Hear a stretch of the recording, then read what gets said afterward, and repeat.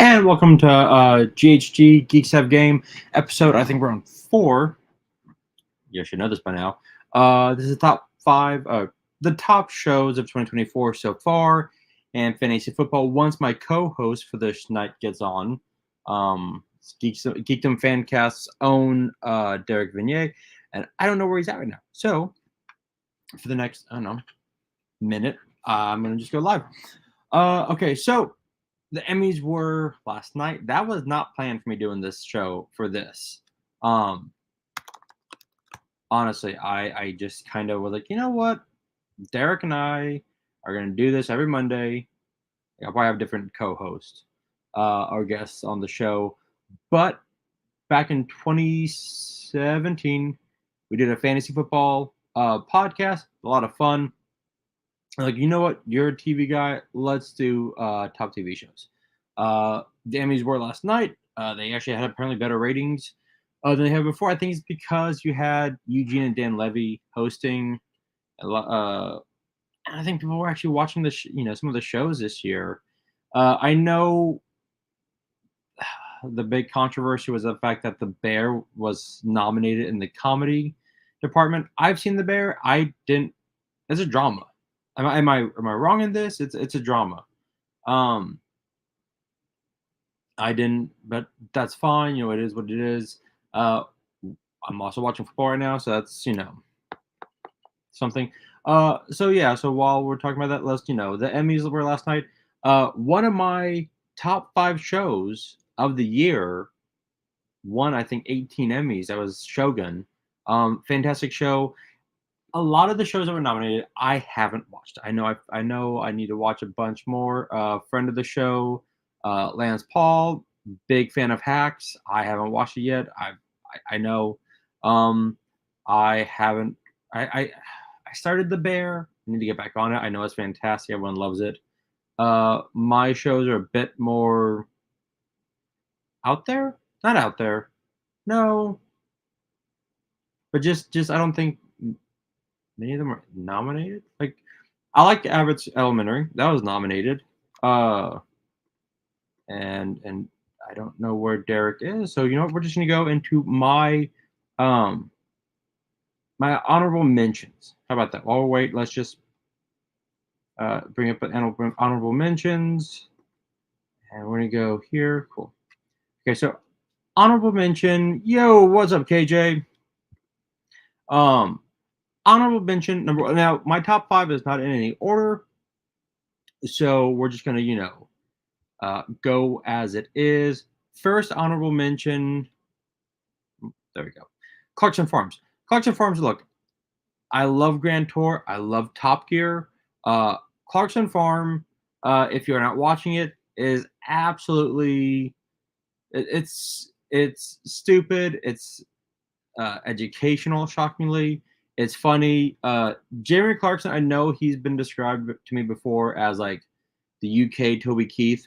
Fair, fine. He loves his country. As I was doing this list, actually I was doing it before I did my Colorado trip. The Grand Tour did their final episode. They dropped it last Friday on, let's see, 16th, 15th, 14th, 13th. On the 13th. So if you're a fan of Top Gear or the original Top Gear, Grand Tour, it's a beautiful send-off. They kind of finish it the way they started it 15 years ago. And honestly, it is a little bit tearjerker. It's a tearjerker. And holy shit, he's finally in the green room. I can add him to the stage now because Hey, buddy. Hi. Are we having technical difficulties? How do I make you bigger? Are you just going to be that small? You're like the size of a quarter. Yes. Oh, okay. Yeah, so we could do that. Oh, there we go. That's much better. Oh. We'll do this. Okay. Welcome, Derek. 5 minutes late to the live show. Thank you. Again, for audience to know that you didn't mention it was going to be a live show. I thought you were a fan of the show and knew that we went live. I thought you knew this. This is a new show. How would I know this? It's episode 4 or 5. I'm not entirely sure yet. Regardless. All right. Sorry, So, audience. okay. There we go. Fashionably live. There we go. Thank you, KJ. Okay. So I'm doing my honorable mentions. You just caught into Clarkson Farms, and I would say Grand Tour, but it's a one-off as a special, so it's not an actual season. For which one? Top Gear, or sorry, Grand Tour, the finale. Grand Tour? Yeah, it's a car show. It's a car show. Oh, on Amazon. Yeah. So it's like a reality show or like a documentary? Did you? I don't know why I'm asking this. Did you ever watch Top Gear? I know what it is, but no, I never watched it. Okay, so Grand Tour was the original co-host of Top Gear on Amazon. And they've been doing it for like 22 years, and they finally did like their final episode, and it was a tearjerker at the end. No, now it all makes. Now I know more of what you're talking about. Okay. Yeah. Yes, exactly. Same dudes as Top Gear, Richard Hammond, James May, and Jeremy Clarkson. And honestly, if you want, yes, KJ, the Rimac Navarra was great. I will say, oh man, were they in Singapore? Or Thailand? They have so many episodes where it's just fantastic, and they did it for so long. But if you're a fan of them, Clarkson's Farm, this is season 3. They are doing season 4, and but James May Does Japan is an amazing miniseries. KJ, I would recommend that to you, buddy, if you haven't watched it yet. It's really good. And they also have Richard Hammond does he explores like these like ginormous like buildings and stuff like that, like how things work. It's really cool. Number 4, because these aren't in any order, but number 4, The Gentleman. Great show, and I really need a second season because the way the cliffhanger. I really need a second season. I thought it was really good. Are you gonna get a second season? I have no clue. Netflix is so goddamn wishy-washy. Like it didn't make my honorable mentions because they got canceled because Netflix is a bunch of bitches. I love the Dead Boy Detectives. That was a great show. It was a spinoff of Sandman, which I haven't watched. I started watching Sandman and fell asleep. So Dead Boy Detectives was much more. Wait, how far did you get? In Sandman? Yeah. Pilot. The pilot. I mean, we don't need to make it the whole thing about the Sandman. It wasn't my favorite show, but that just cracks me. He fell asleep. Well, okay, and here's the thing. Like, I fell asleep, but like I stared at like 9 o'clock at night, and it's a very slow. It's too slow, man. You can't do that. No. I love The Gentleman. Look, I'm a huge Guy Ritchie fan. So, and I was until I was for like his first 4 or 5 films. Okay, so when he married Madonna, yes, kind of set him off track. Okay, but look. I'm not saying he sucks. I'm just saying I feel his best films are his early ones. KJ makes a good point here. An unfortunate pulp tradition is comic strips, radio shows, and serials ending on unresolved cliffhangers. So Netflix canceling everything is the next version of this. Sad but true. I will say that. Let's see here. Actually, you know what? Script. Well, I've got Gentleman. Let me spell Gentleman right. Gentleman season 2. I heard Gentleman right. Fuck yes. Language. Oh, we can curse on here. It's already past this. I was just being funny. Is that what you call it? Okay. Hey-o. Ouch. Okay. Ouch. All right. So, Gentleman is getting a season 2. Theo James was fantastic in this. But like Theo James and Giancarlo Esposito, like they're fantastic in everything. I mean, it's everything they do is like everyone who is cast. Please tell me a bad Giancarlo Esposito role. There is none. So they will get a second season. I'm not seeing a date yet. Oh, filming is expected to commence next year. There we go. There we go. Boom. All right. So I love The Gentleman. All right. I stumbled upon this on Apple. Acapulco. Oh, I have a friend that really likes that show. Other than you. So I stumbled. I brought up on Apple. I watched the trailer. Like, oh, this is really good. Let me check it. And then I binged it in like a week and a half while like at work. Boo! What? Oh, that's right. You can't do that at work. I'm sorry. No, I just said, I hate binging. I'll probably get tons of people saying like, "Oh, whatever, Grandpa," but I'm sorry, binging is no. I mean, here's the thing. If I'm at We're gonna start this off. I'm gonna be myself right away. Well, obviously. Yeah. I wouldn't want you any other way, Derek. Look, I don't disagree with you on binging. I don't disagree with you on that because I understand why people might not like binging. But oh Jesus Christ! All right. Well, it's just because I'm an old school TV fan. That's why binging is more of a new phase, or I don't know, more modern phase. I don't know. What would you use? A streaming phase? But you know, here's the thing, and I'll say this to your credit. To your credit, I think binging hurts TV shows because people forget about it because with the old time format, you drop it once a week, and it stays in your mind weekly. Yes. Only reason I binged Acapulco was because god damn, all right, just shake them off. Is because all 3 seasons had dropped and I hadn't watched it. So I was like, you know what's good? I'm gonna watch it. Let's do this. And the Falcons just scored, and it's 15-10, and they're going up. They're going for 2. All right, Kirk Cousins. He's like, I'm gonna throw a touchdown. They scored a touchdown, yeah. And he's like, no. The key point: did he throw the touchdown? He threw the touchdown. Okay, because he's been miserable lately, so that's amazing that he actually threw one. Well, that's only because Mooney literally threw off his defender and scored a touchdown. They're going to go for 2 points, which it only took him 3 quarters to throw a touchdown. Yeah, I know. As you were saying. So, anyways, yes.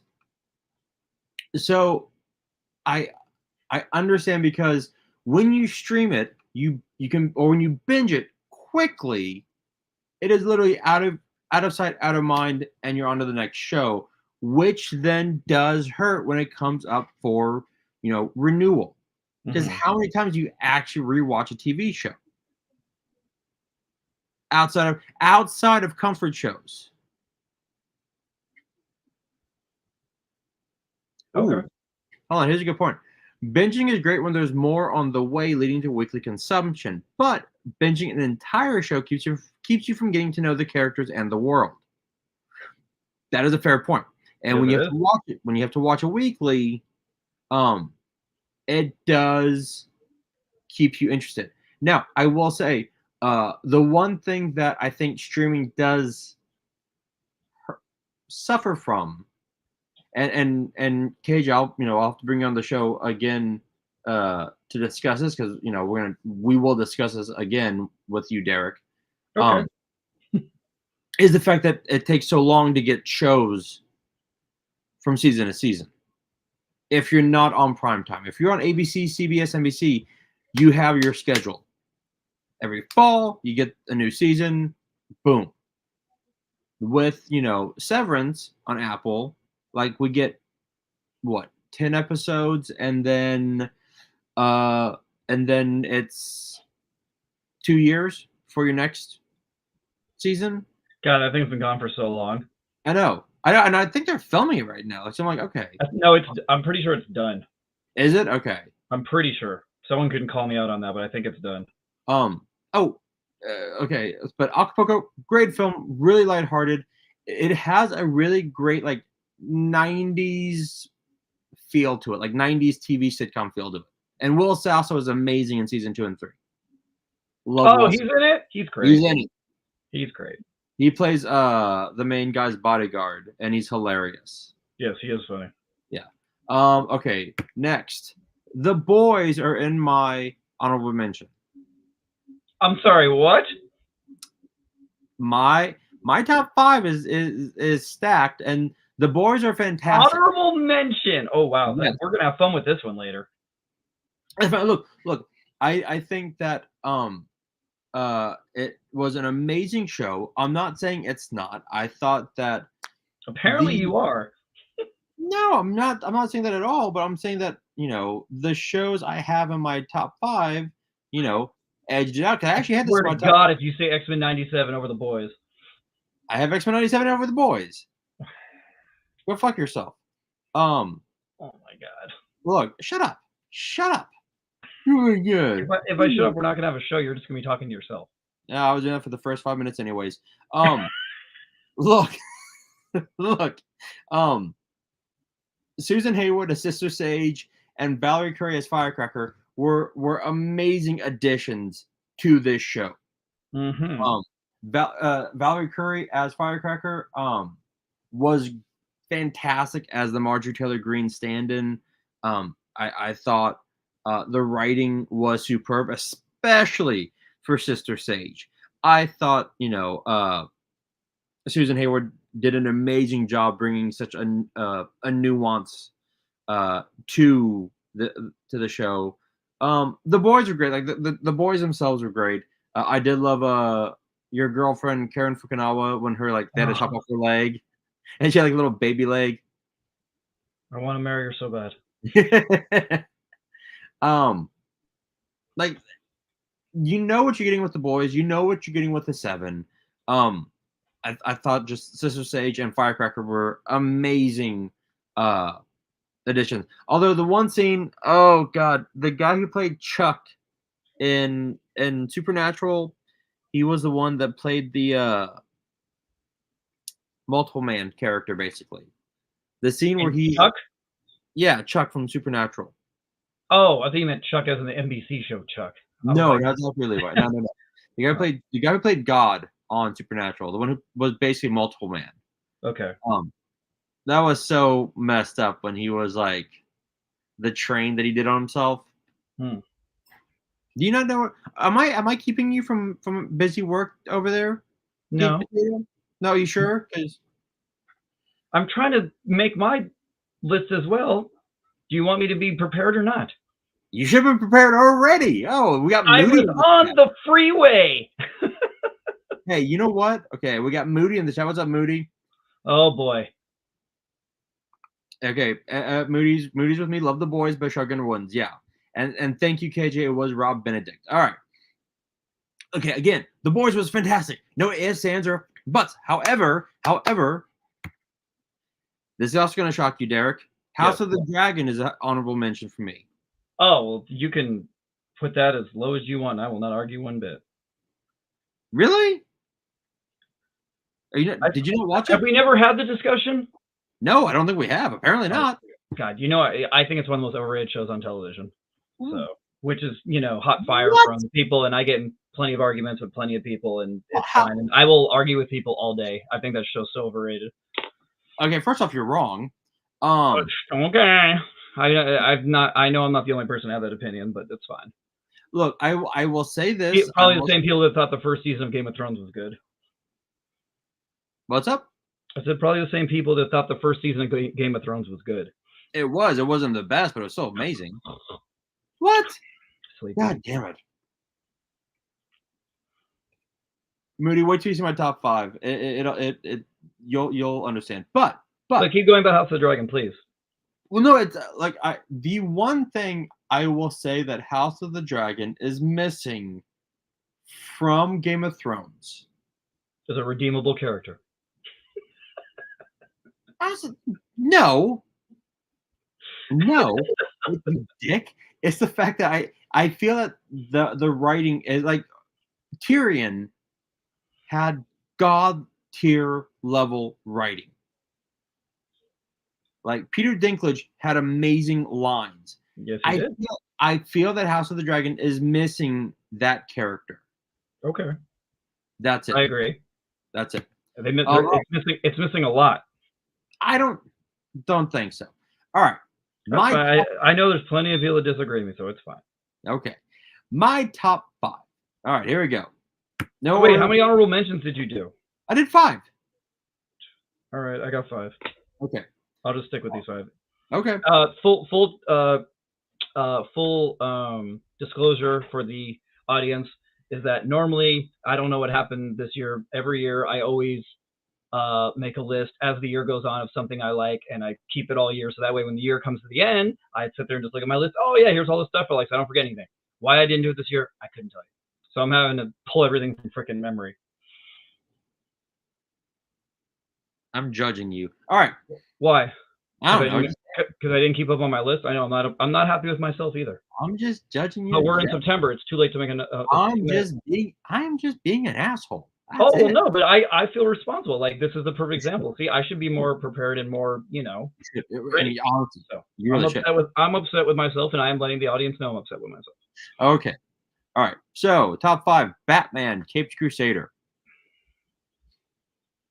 Did you watch this at all? I have not, but I mean, I have every intention to. It is fantastic. It just came out, to be fair. Yeah, in August. Yeah, came out last month. Yeah. This is one of those shows. I was talking to our friend Dana, and yeah, I don't know who he is. Daddy Dana? Huh? Daddy Dana? I will never call Dana Daddy Dana, but Daddy Dana. You know what? We should like. You don't have to make it pervy, as in he has 2 children. He's Daddy Dana. Poppy Dana. Poppy. I'm gonna clip this and send it to him. Because you have our collection of friends with Steven, Lance, Moody, and Dana's the one with kids. So he's Daddy Dana. I'm gonna tell him that, dude. We called you Daddy Dana on the show. I call him it all the time. I've never. Yeah, it'll be amusing for him for you to say he said it on the show. I know. I know. Oh wow! Wide shot. Holy Christ, my room's a mess. Anyways, it is a mess, and I would have thought by now you'd have more posters up than just Jennifer Garner from 20 years ago. Well, if you recall, this is not my original. I know. Room establishment, so it's just everything that was here previously, and I don't know. If we're gonna keep doing this, I might probably remodel it or redo it or whatever. We're gonna do this every week. There's other things I actually want to do, but that's something we'll talk about another time. Don't bore the audience with. Every week we're doing our fantasy football. Every week. What? Every week, every Monday, we're gonna do this. Oh no, I know, but I'm saying, like, I have something I want to do for the background or something. Oh, okay. I haven't figured out how to do it yet. So, anyways, this is boring people. Anyways, I don't give a shit. No. People gonna be bored. All right, so no. Look, much like X-Men '97, Batman Caped Crusader is a fantastic. Well, actually, '97 is a direct continuation of X-Men from when we were kids. This is a beautiful. What's a good way of putting it? It's not a direct continuation, but it's as close as a continuation of Batman the Animated Series as we're gonna get ever. And I was a little who did the voice of which one? Batman Caped Crusader, Hamish Linklage, the guy from Legion. Was he from Legion? He was in Legion. No shit. I think he was only in the first couple episodes, but I'm not sure. Okay, I know him from I was in American Horror Story. Shit, Midnight Mass. There we go.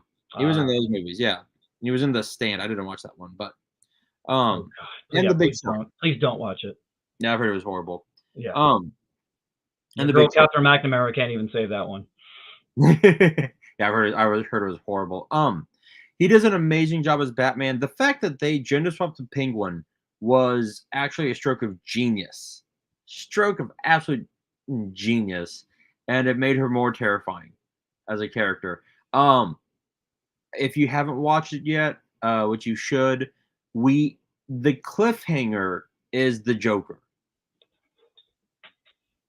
Perfecting his laugh serum. The only problem that I had, and I told Dana this, was the way that Bruce treats Alfred for 99% of the goddamn show. Well, because okay, look, this is like year 1, year 2 Batman. Fine, he's still kind of a dick, but he keeps calling Alfred. He keeps calling Alfred Pennyworth the entire show until the very end when he almost loses him, and then he calls him Alfred, and then from there is Alfred. Now, only problem with the show, I loved Clayface, Firefly. Like they make the guy from G.I. Joe. Yes, they have G.I. Yeah. Oh, where's Moody? We have a G.I. Joe. I only said that because of your toy, thing. Actually, I got Firefly over there. But, see, there it is. Yeah, the one time we bring up G.I. Joe and Moody's not on the show. Okay, so Batman He's probably too busy playing with his G.I. Joes. I think probably. I think he's on set actually. No, wait, hold on. Is he at Toy Fair? He's at Toy Fair. That's it. So playing with toys. Batman Cape Crusader, fantastic. Oh, not clicking. Hold on. Oh, I have to go to my next slide. That's why. Here we go. Let's see. Number 4. You did not even mention the wonderfulness of Jamie Chung. Jamie Chung as Harley Quinn was great. I hope we do get her back in season 2. I hope something happens that we can get her back. But I forget. Yeah. Because I haven't watched it, but that's definitely going to be a key reason why I watch it. Oh, it's animated. You don't actually see her.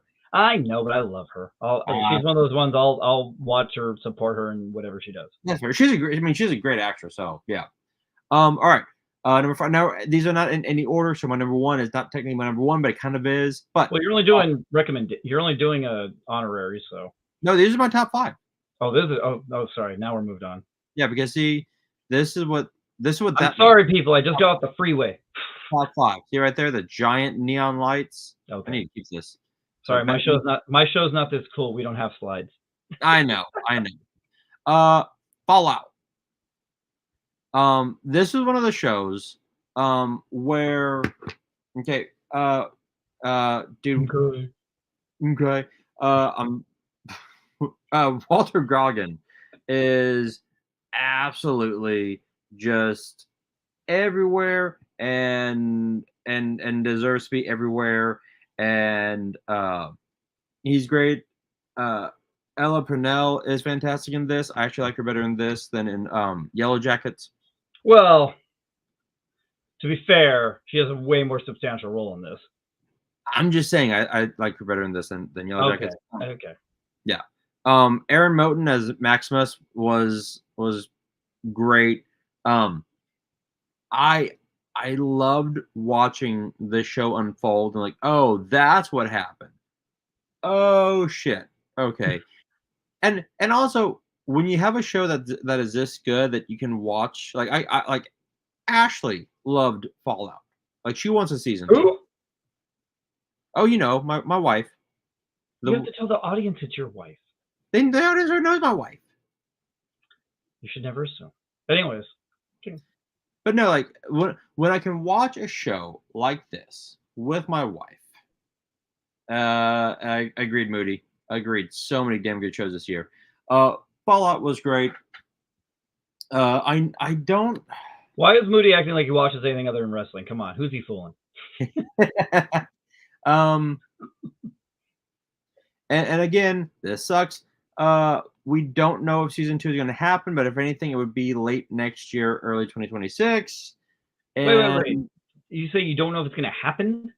No. No, what? I don't know if season 2 is going to happen of Fallout yet. Yes, they already started writing it at the end of season 1. They already started writing it. They're already kind of in pre-production. All right, yes.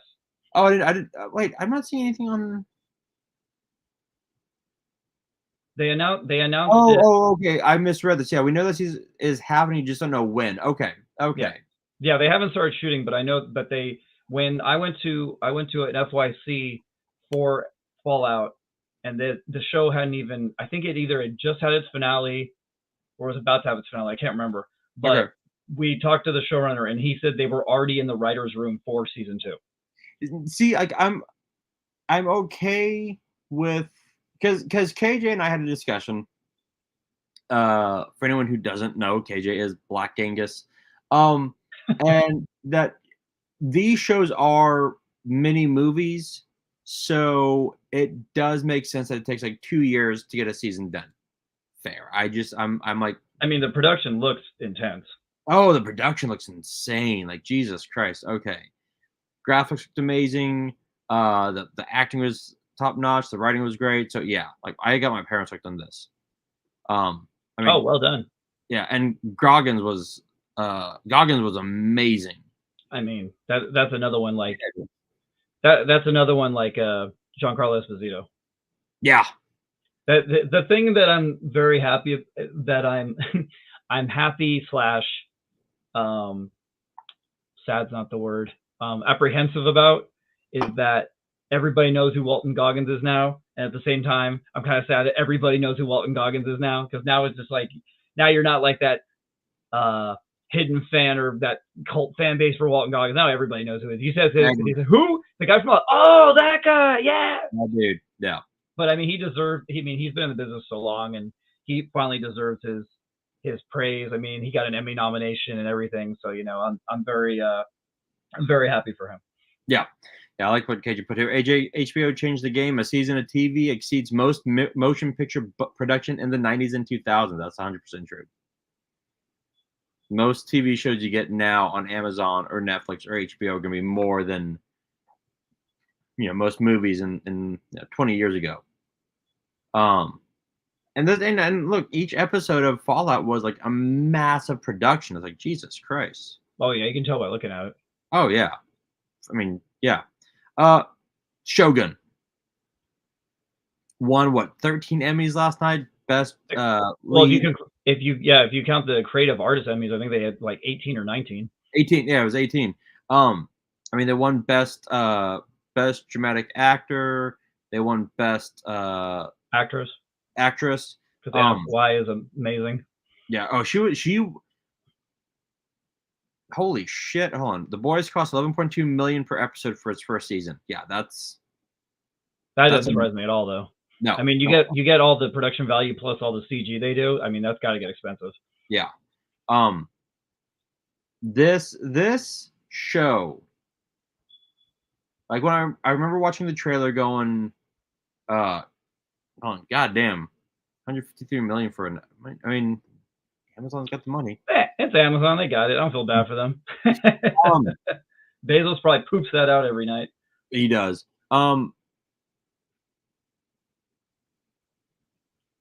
Shogun was one of those shows that I know they're doing a season 2. I don't know how they're going to do it because it's wrapped up in one season. Was it? Yeah. I kind of think they leave it. The book is based on. They did it in one season, so they're going to add more to it. No, but I'm saying in the sense of like when you watch the show, they kind of leave it for more to happen. It's wrapped up, but at the same time, they do leave it to where they go like, okay, I can see what more they can explore. I mean, obviously, they can explore more, but I mean, it's for the most part wrapped up. Yes, I agree. And it's one of those shows where it's. Do you want another season at the cost of like this one season was fantastic? Do you want diminishing returns? I don't think they'll do that. I think they'll, as long as they're doing the same writers and everything, I think it'll still be great. But yeah, it's. Did you watch Shogun? Seriously. Wait, I'm sorry. You had it in your top 5. My bad.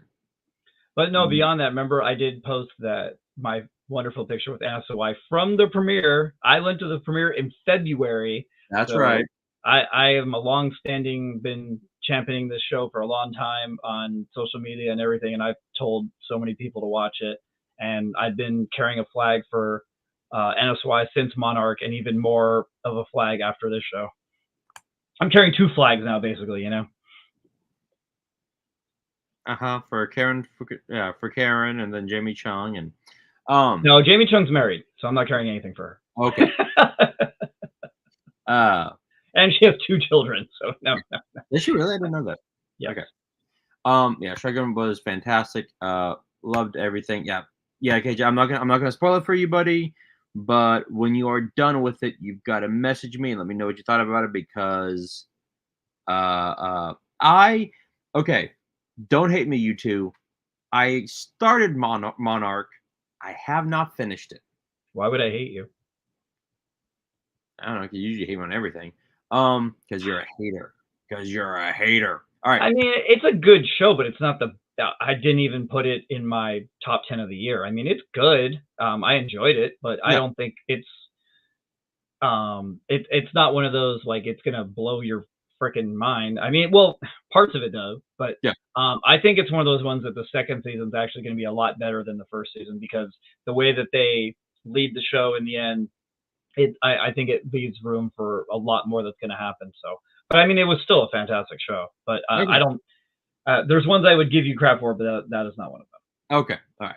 And then, but you should get on it because they're already filming that, so it'll probably be back pretty soon. Okay, and how far did you get? Huh? How far did you get? 2.5 episodes. Oh Jesus, you should at least. God, okay, yeah, you got to get on that. I know. And look, I love Godzilla. Thank you, KJ. Thank you. I love Godzilla. Number 2, X-Men '97, and here's why I have it so goddamn high. This show could go fuck yourself. Go fuck yourself. Okay. This cartoon should. You're not the only person to do this. That's the funny thing. This show should have been bad, and it was amazing. Wait a minute, you think it should have been bad? Well, here's why it okay, maybe not should have been, but could have been. Could have been. Okay, could have been. Obviously, it could have been. So bad. Could have been so bad. And real quick, hold on. That's insane. And Godzilla -1 is an amazing movie, and I need to get it in black and white. And Moody makes a great point here. Glad that was heavily recognized last night. That's one of those shows. It's like when Parasite won for best movie, and I was like, oh, if you have, because usually a show with subtitles isn't going to get that kind of recognition. But it was done so well, and the writing was so sharp. You can't. It's just one of those things. It's one of those times where you're just happy that a show that deserved the praise got the praise. Yes. Back to X-Men '97. Look, this show, like I said, it could have been done horrible, could have been cheesy, could have been cheap, and we got like amazing comic arts. Granted, maybe they should have given it more time to breathe because Fatal Attractions was done in 2 episodes. They did not Extinction Agenda. Oh shit, the one where they go to hell. I can't think of that series. That was like the original X-Men. You got multi-part episodes. This one was just like episode. The episode where Gambit died. I watched it before going to my brother's funeral. Oh Jesus! What is wrong with you? I didn't know it was going to happen.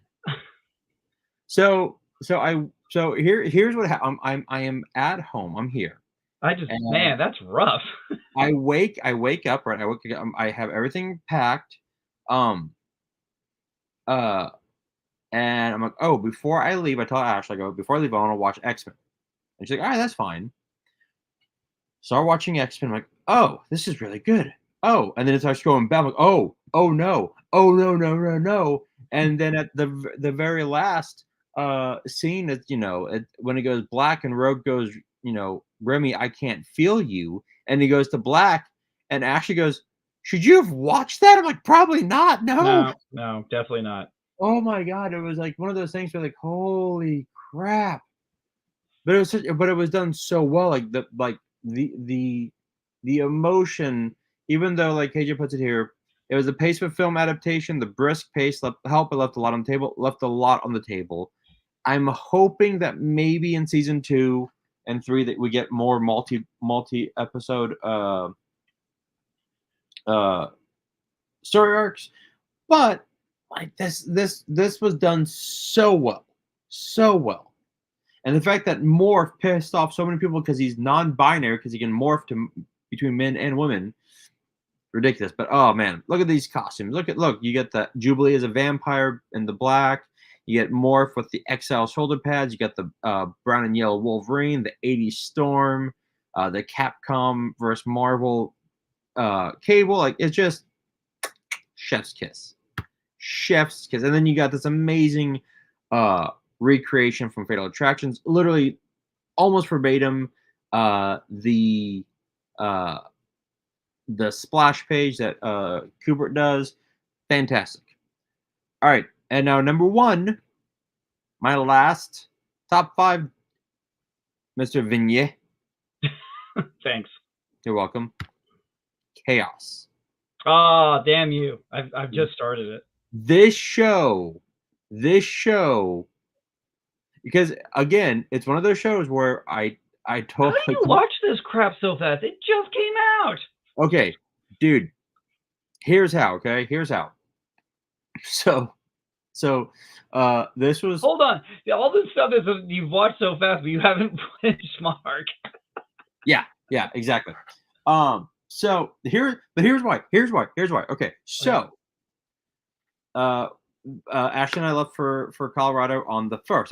That was on Sunday. We left for we went to Austin, then up to Colorado. That Friday, I told Ash, I go, hey, this show Chaos just dropped. It looks really good. It's 8 episodes. I think it's 8. Yeah, but yeah, I think it's 8.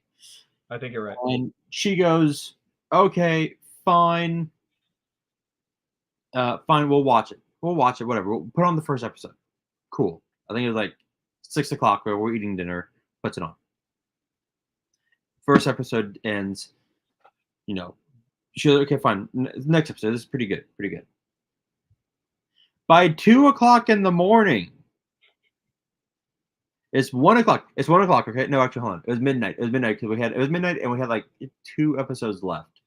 I'm like, okay, do you want? Bless you. I go, do you want to stop this now and finish it tomorrow, or maybe finish it on the trip, or do you want to just keep? And she goes, well, you know what? We're already packed. We don't have anything to do tomorrow.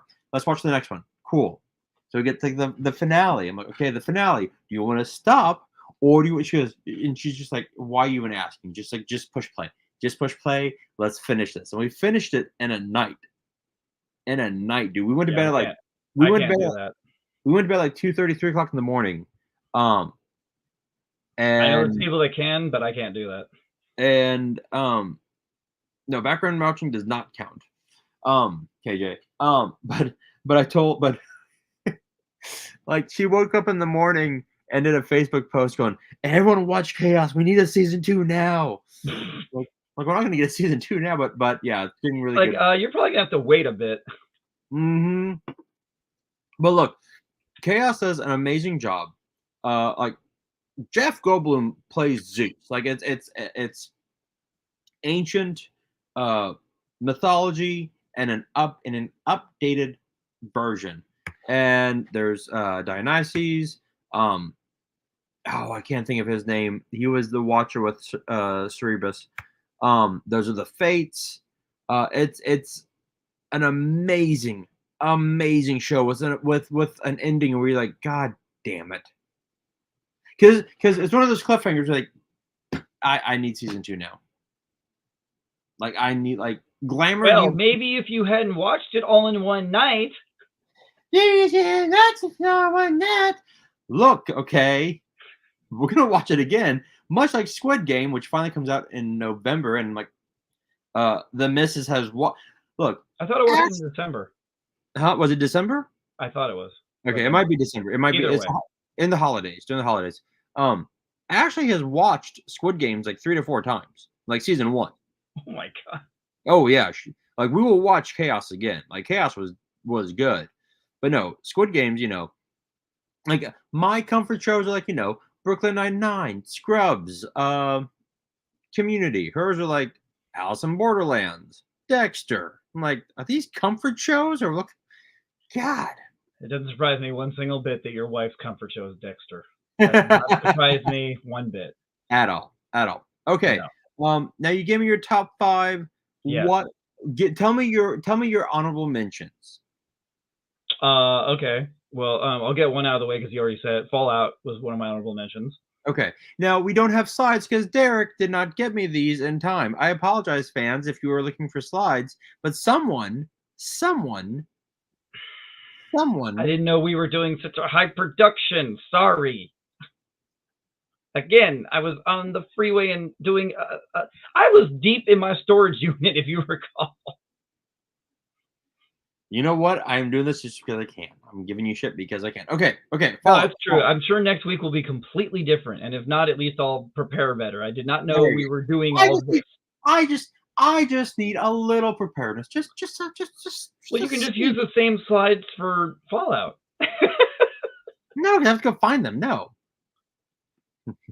Here you go. Cage is on your side. Where we're going, we don't need slides. All right. There we go. Thank you, sir. I appreciate you.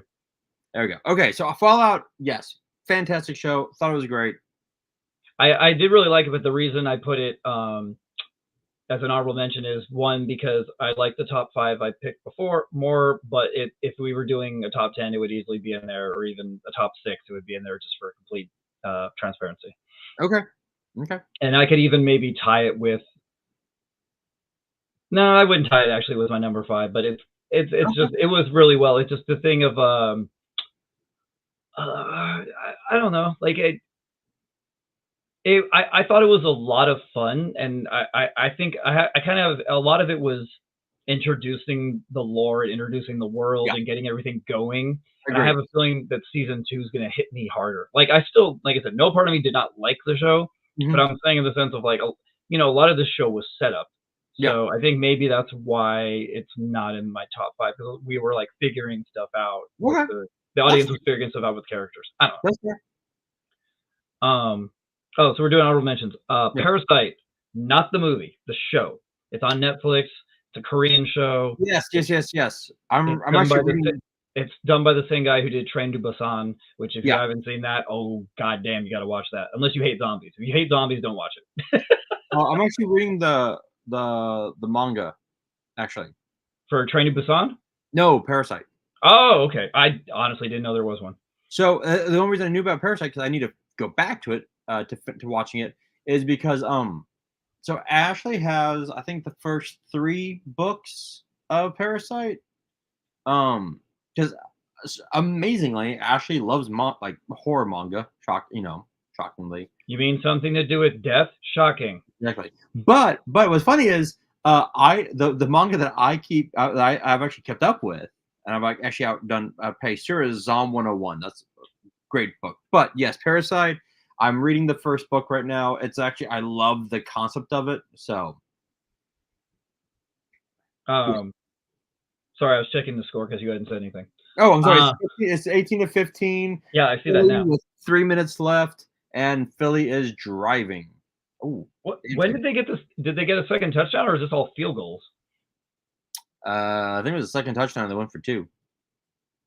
Oh, who got the second touchdown? You know? No, I don't. Oh, okay. You were, I know, rattling off your. We gotta try to do both. See? I'm trying. Parasite. So let's just say for people that don't know, it's basically kind of like Invaders from Mars. It's about for lack of a better word, a parasite race of people, of aliens that literally float down to Earth as little spores, and then they attach themselves to humans and infect them and become, demonous parasite zombie things and kill the shit out of people. Which maybe on the surface might not sound fun, but the thing is, they have this whole supportive thing. They have a chief of police and she's, you know, head of the strike team head of the strike team that's trying to that's in charge of this specific thing of getting rid of this invasion. Mhm. And then there's like a doc or a cop, and he's like, you know, been on the force for like a million years, and he has an invested a thing because one of the girls he knows from like childhood or whatever, because of a case he worked on. This is not spoilers, this is all stuff really early. A case he worked on very early, he rescued her, and so he's got like kind of a paternal thing to her, and she becomes infected with a parasite, and he kind of like tries to maneuver things to where she's okay. And so but it gives you that thing where she's a parasite, but like he's kind of working with her to like make sure she doesn't get found out. So he's kind of treading the line of like he should turn her in, but he doesn't. And then of course there's the whole storyline with the actual parasites as a unit, as a group, and you get into see how they're trying to take over the earth and how they're trying to make it their home and everything. There's all these different storylines going on and stuff, and it's a lot of fun. And then the violence and action, as you can imagine from Asian cinema, is fun as hell. Like they have great, not necessarily like a lot of martial arts scenes because you know they're aliens, but like they have like all these, the way they have their alien self comes out to attack people is a lot of fun. I'll just put it that way. I don't even want to give it away. It's a lot of fun. So Okay. yeah, so it was one of those things that I only watched it because of the creator, and I had no expectations. I didn't even watch a trailer or anything. I just flicked it on, and I'm like, and after just even one or two episodes, I'm like, oh, this is fun. I like this. I think Ashley didn't like it because it strayed a lot from the book. Oh well, I can understand that. Yeah, because I mean, we all have that with comics and stuff. Yeah, exactly. Oh, and so people know, it's on Netflix. Yes, it is. And then I saw Under the Bridge on Hulu.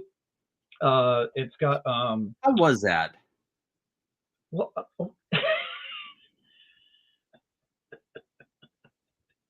like how you're like, how was it? Well, sir, I'm trying to talk about it. Okay. Anyways, continue. So it's based on a real story of an article that a lady reporter or a journalist wrote up in, oh crap, I believe it was Seattle. I believe it's Seattle, but it stars Lily Gladstone and Riley Keough, and Lily Gladstone plays a police officer, and Riley Keough plays a journalist, and it's about these basically, the easiest way to put it is these mean girls who have this one girl that they, you know, is trying to be a part of their group and be a part of their clique, and she ends up getting murdered by them. And it's about the whole thing of a lot of flashback and forth to when, you know, the event happened, and then how the girls were with this one particular girl and their parents, and like they kind of live in like a foster house and stuff where they don't, you know, it's I don't want to say it's an adoption agency because they're teenagers. They're literally teenagers and going to school. So, but it's like a halfway house kind of thing, you know? So it's, they flash back to that a lot and seeing how reckless and shitty they were as girls and stuff. And then they flash forward to like the court case and the investigation and everything about what they did and all the clues that come up and everything and stuff to see if they're all, because you don't know, it's one of those things that the girl dies, but you don't know who's specifically responsible for it or what actually happened. So they go, you get the past, and then you get the forward of continuation of what actually happened. But it's very disturbing that this is based on something that really happened. Without revealing anything at the end, they give you a whole update on a lot of the characters and what happened to them and stuff. And it's just kind of very sad that, you know, how terrible these girls were to, you know, this one individual, and it's just to think of people being that, you know, evil. But that's surprising. That's high school. That's how high school is. We all know that's, you know, how a lot of people go through a lot of stuff. But the reason why it's so compelling is the back and forth. I kind of wish they would have maybe not done so much back and forth, but I'm saying story-wise, you know, the thing that drives the show is you want to know what happened. You know, it's the whole like, okay, what really happened? Who did what? You know, who hurt this girl and why did they do it? So the whole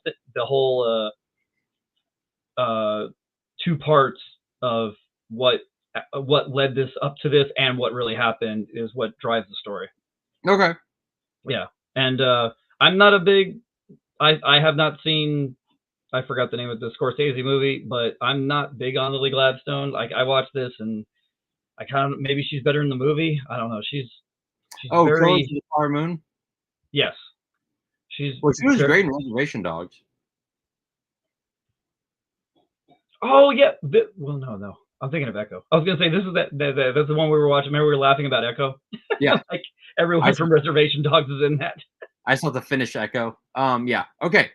But anyways, yeah. But it was very. If you like good drama, crime stuff, stuff, then this is for you. If you're not into that bag, then yeah, you would probably be better to skip this then. Okay.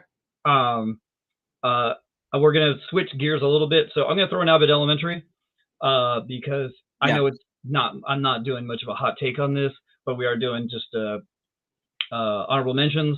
And I thought I've always thought the show was good, but I thought a lot of the episodes this season they did a really good arc for the characters and the storyline and the school, and with Janine when she leaves the school and she goes and get another job, and then like a lot of the other subplots and stuff with the other characters this year.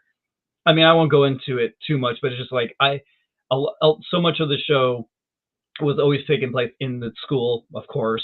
But this one, I feel they took a lot more of their personal lives, and I like where they went with a lot of them. Plus, they had the thing where they're competing with other schools more and stuff, and they brought more of the other districts into this one, so you got more of like Philadelphia as a whole and all the other school districts. So that brought a lot of supporting cast and supporting characters into that. I don't know. I was really really happy with this season. I won't lie. I forgot about Abbott Elementary and I forgot about Will Trent. Both really good shows. Abbott Elementary, I agree. It did kind of take a step up with its writing and kind of world building. Only reason why Will Trent pissed me off was because of the ending. That was it. The finale kind of annoyed the shit out of me. Can't say I've watched it. Huh? Can't say I've watched it. It's a good show. You like it. You're not the first person to recommend it, though. Yeah. Okay. What's next? Well, the last one I'm going to throw in just for sake of like trying to fill out the list. I was going to throw in Slow Horses, and then I actually looked, and technically I'm throwing in, the thing is season 3 came out at the end of last year, and then season 4 just started now. So I'm just going to throw it in as a whole. It's a good show. If you're not watching it, it's a lot of fun. It's basically Gary Oldman, who is worth watching in everything. Yeah. And it's about slow horses are kind of like the people of the British MI6. Huh? It's MI5, right? I can't remember. I just don't want to missay because I'm not exactly sure. It's basically but law enforcement, and they're kind of like the ostracized people that like aren't with the actual law enforcement building. They're kind of like, yeah, you guys are like the misfits. You go over here to this other group, and like they're kind of like they're not respected. They're thought of as like degenerate, and not as on top of their game. And it's kind of like where the people that can't make or either get kicked out of the real gig or like are not don't have enough to make the real gig are sent to, and Gary Oldman's their supervisor. Yeah, but I watched season 1 real quick. There's a minute 50 left in the fourth quarter. Philly's up by 3, and they're driving. I liked season 1. I just have to go back and finish it. Well, and they crank them out too. Like they're already in season 4. Like they're like it comes out almost. It comes out like almost like it feels like it's coming out like every 6 months. I know, but it's one of those things where I have to find time because Ashley watched the first. Oh no, but I'm saying in the sense of like they're not making it easy on us because they keep cranking them out. Like I feel like I just watched 3. I know. But it's like what I said. It's one of those ones that if you are into, I don't want to call it a cop show at all because it's not like Law and Order. But if you're into, procedurals. Yeah, but it's not. But the thing is, it's like one evolving full storyline that's going on. Like they take like one big kind of villain-esque thing and they evolve it over all the episodes. So it's kind of like, if you're into that kind of thing, then it's just the acting's really solid. There's a lot of good writing and so, but it's a little slow, but other than that, it's good. Your Chargers are 2-0. Well, we did play Carolina and the Raiders. But I am still happy. A win's still a win. A win's a win. Yeah. A win. We're gonna get to Carolina in a minute. All right. So you're going. Are you ready for your top 5? I'm just gonna really quickly throw in just to have full 5. Because Slow Horses kind of isn't. I want to throw in Echo just because it was all the way back in January, and maybe some people forgot about it or didn't bother with it or whatever. And a lot of people are kind of out on Marvel. I wouldn't put it in my top 5, but I think it is an honorable mention just because I like the fact that they use someone who's deaf, and to watch her be a superhero or a vigilante, whatever you want to use, is just very. I think it's so commendable that they're doing it. Like, it's great that they're taking this character and doing more with her, and the supporting cast that they give her, and using the indigenous town that she lives in is something different, and there's so much more culture there we're getting than we're used to with other shows. And you get, like, they tackle a lot of the spiritual stuff and their mythology from where their deities come from and everything and stuff. So, and then of course you throw in all the you throw in some big baddies from Marvel too though as well. So but she's a pretty good actress. I think she's really good. Yeah, she's a very good vigilante. Yeah, but I enjoyed it. Yeah. All right. That one I don't know if it's getting a season 2. I don't know either. Yeah. I don't know. Okay, so now your top 5. When I saw this, I was like, oh, I want to watch it. I have it in my queue on Apple. You haven't watched this? I haven't watched it yet. Oh, it's so good. Really? Okay. It's got one of the best twists, which some people probably get tired of, like, oh, every show's got a twist. But the twist in this show is bonkers good, and if you see it coming, you are just the biggest. Like, I don't know how you could possibly see it coming. It's just amazing. It totally turns there's certain times, when a twist happens, it turns its show on its ear, and all of a sudden you're watching a different show, and that's what this one does. So I need to get back on Big Door Prize, because Apple has great shows. I need to get back on Big Door Prize. Hold on, they're going for a 28-yard field goal with Tim. We were watching Sunny on Apple. The Regina one? Rashida Jones. Yeah. Oh, sorry, Rashida. I said Regina. Yeah.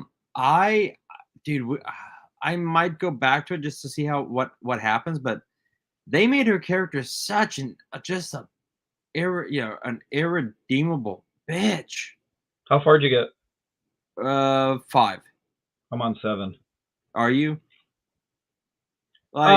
It's not the best show, but I'm sticking with it just because it's one of those ones that it's got that whole, like, I want to know what happens. It's almost just like that. It's like, it keeps it keeps changing, and it keeps going weirder and weirder and going all these different directions. And I'm like, I kind of want to see where it goes.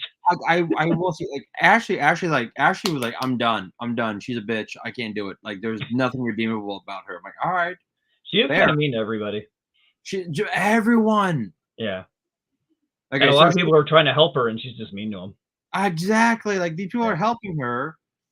So I will say, I maybe I'll let you know when I finish it then. But, like, yeah, I like it enough to keep going, but I don't like it enough to recommend to anyone. Does that make any sense? 100%. Yeah. 100%.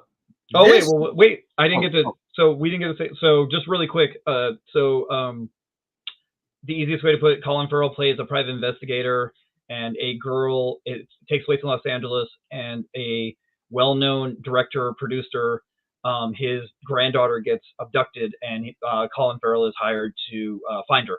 And that's just the gist. But then it goes into the whole craziness of LA, and there's crime rings and shady people and all that kind of stuff. So the first, I would not say give it more than 1, because the first one is so just set up, and then you got to let it peel the onion a little bit and let it slow. It's a slow burn. But once it gets going, it's really worth it. And he is. I mean, we all know he's good, but this is some of the best work I've seen him do in a while. Really? Well, this list will change because this week we have Agatha All Along coming out. The Penguin is coming out next week with Colin Farrell. Which will probably be another one where he's going to be really good again. Yep. I'm saying his film work. I don't think. I've watched his movies, but like I can't remember the last time I saw him be this good. Wow. Okay. All right. Sounds good. This one, I want to watch it. I just haven't yet. Griselda. Mm-hmm. How is this? I know I've heard good. So the reason I'm bringing this up is the fact of, like, on the surface, if you were saying like, oh, well, why should I watch this? It's about a lady who was basically, she was the first, I don't know what the female term is, kingpin though, of the drug trade. Yeah. For Latina culture, but the first woman. And she was they say at the beginning of the show, they throw a little quote in there that Pablo Escobar, this was the only woman he was afraid of. Yeah, she was vicious. Yeah. So and it's like on the surface though, it's just a typical thing. Someone starts out with a normal life and then they get on the bad track to where they have to resort to really desperate means to get their life better. And she starts dealing drugs, and then she just gets her business bigger and bigger, and all of a sudden she becomes this huge queen lord of coke. And then of course as things go, everything goes bad for her and stuff. And I'll just leave it at that. But it's just so on the surface, maybe it doesn't sound that interesting. It's like, okay, I've seen that before, but like, this person really existed, so a lot of the stuff you're seeing probably really happened, or they're taking it from No, she was vicious. Yeah. But I'm saying even like, I'm assuming I have not done any research on this show, but I'm assuming that like what they're telling is probably stuff that really happened or how it transpired or close to. I'm sure there's some artistic license. But of course, she's phenomenal. Yeah. She's mind-blowingly good. And the reason I'm bringing it up specifically in my top 5 is because, like I'm saying, how much that I really don't like to binge. I like to settle. I like to take stuff in, and I like to sit with, or at least, maybe watch it every other day, or maybe 1 or 2 in a week. Dude, there was one night where I watched like 3 in a row. I did like, like you were saying with Chaos.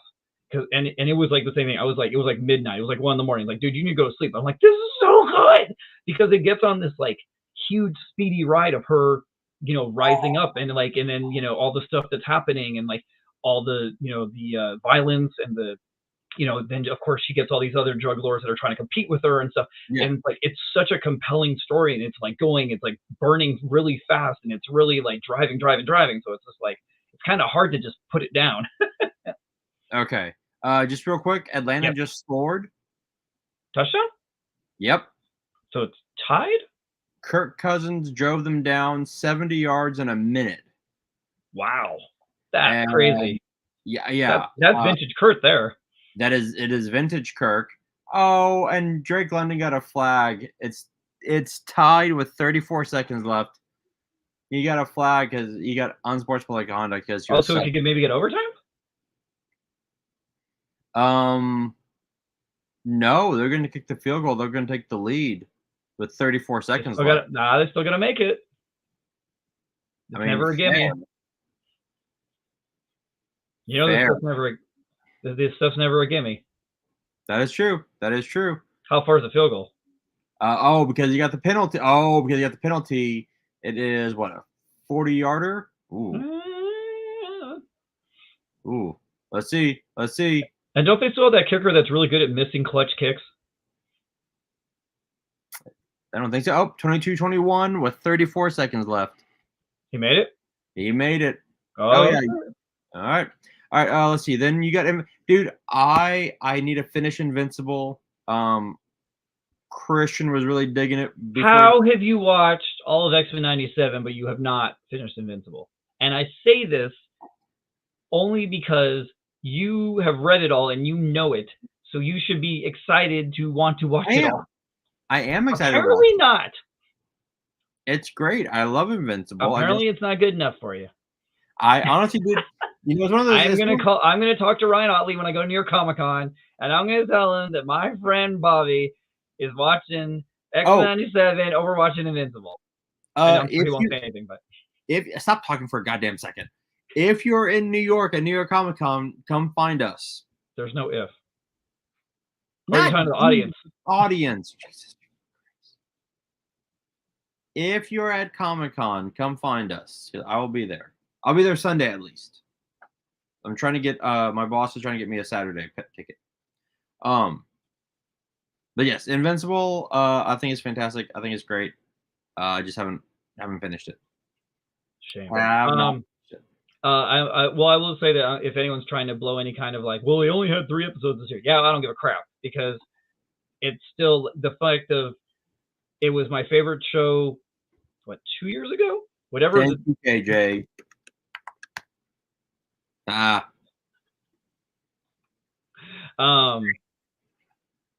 I'm kidding. No, he threw me out. It's just the fact of like as a whole, because it's the part 1, part 2 of the season.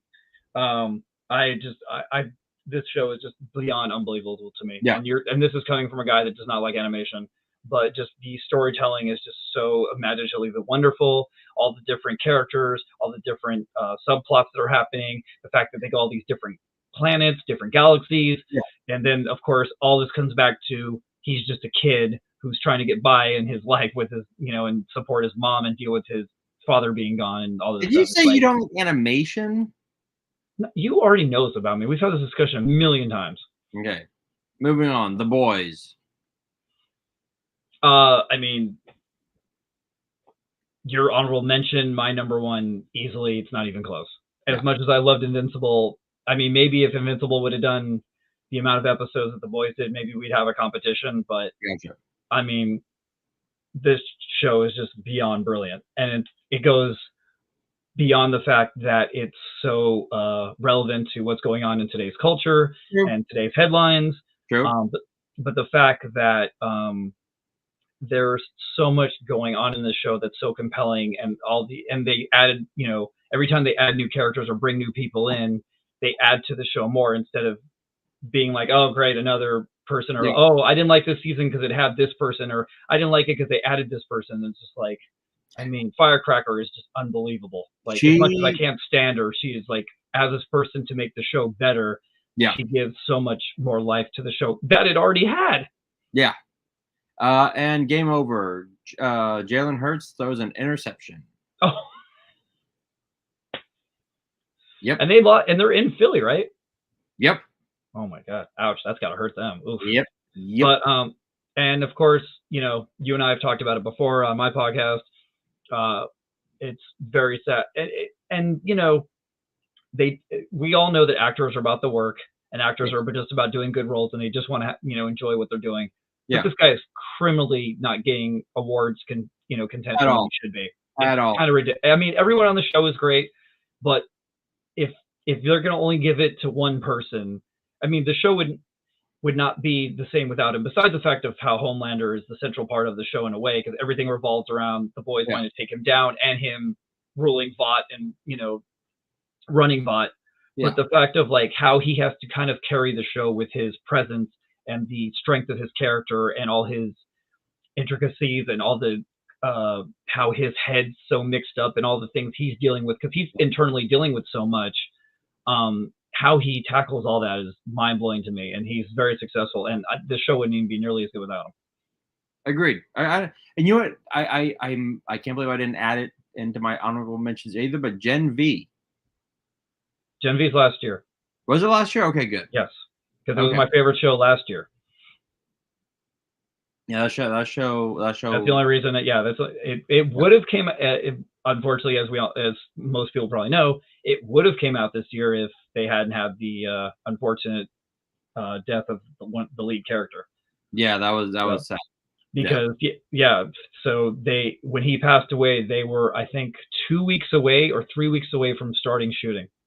Were they really? Yeah, they were just about to start. So then he passed away, and then they had to scrap everything and start all over again. So they had to spend all that time writing and then start again. So I think they're done now, but like it's totally pushed them back. So that's sad. Yeah.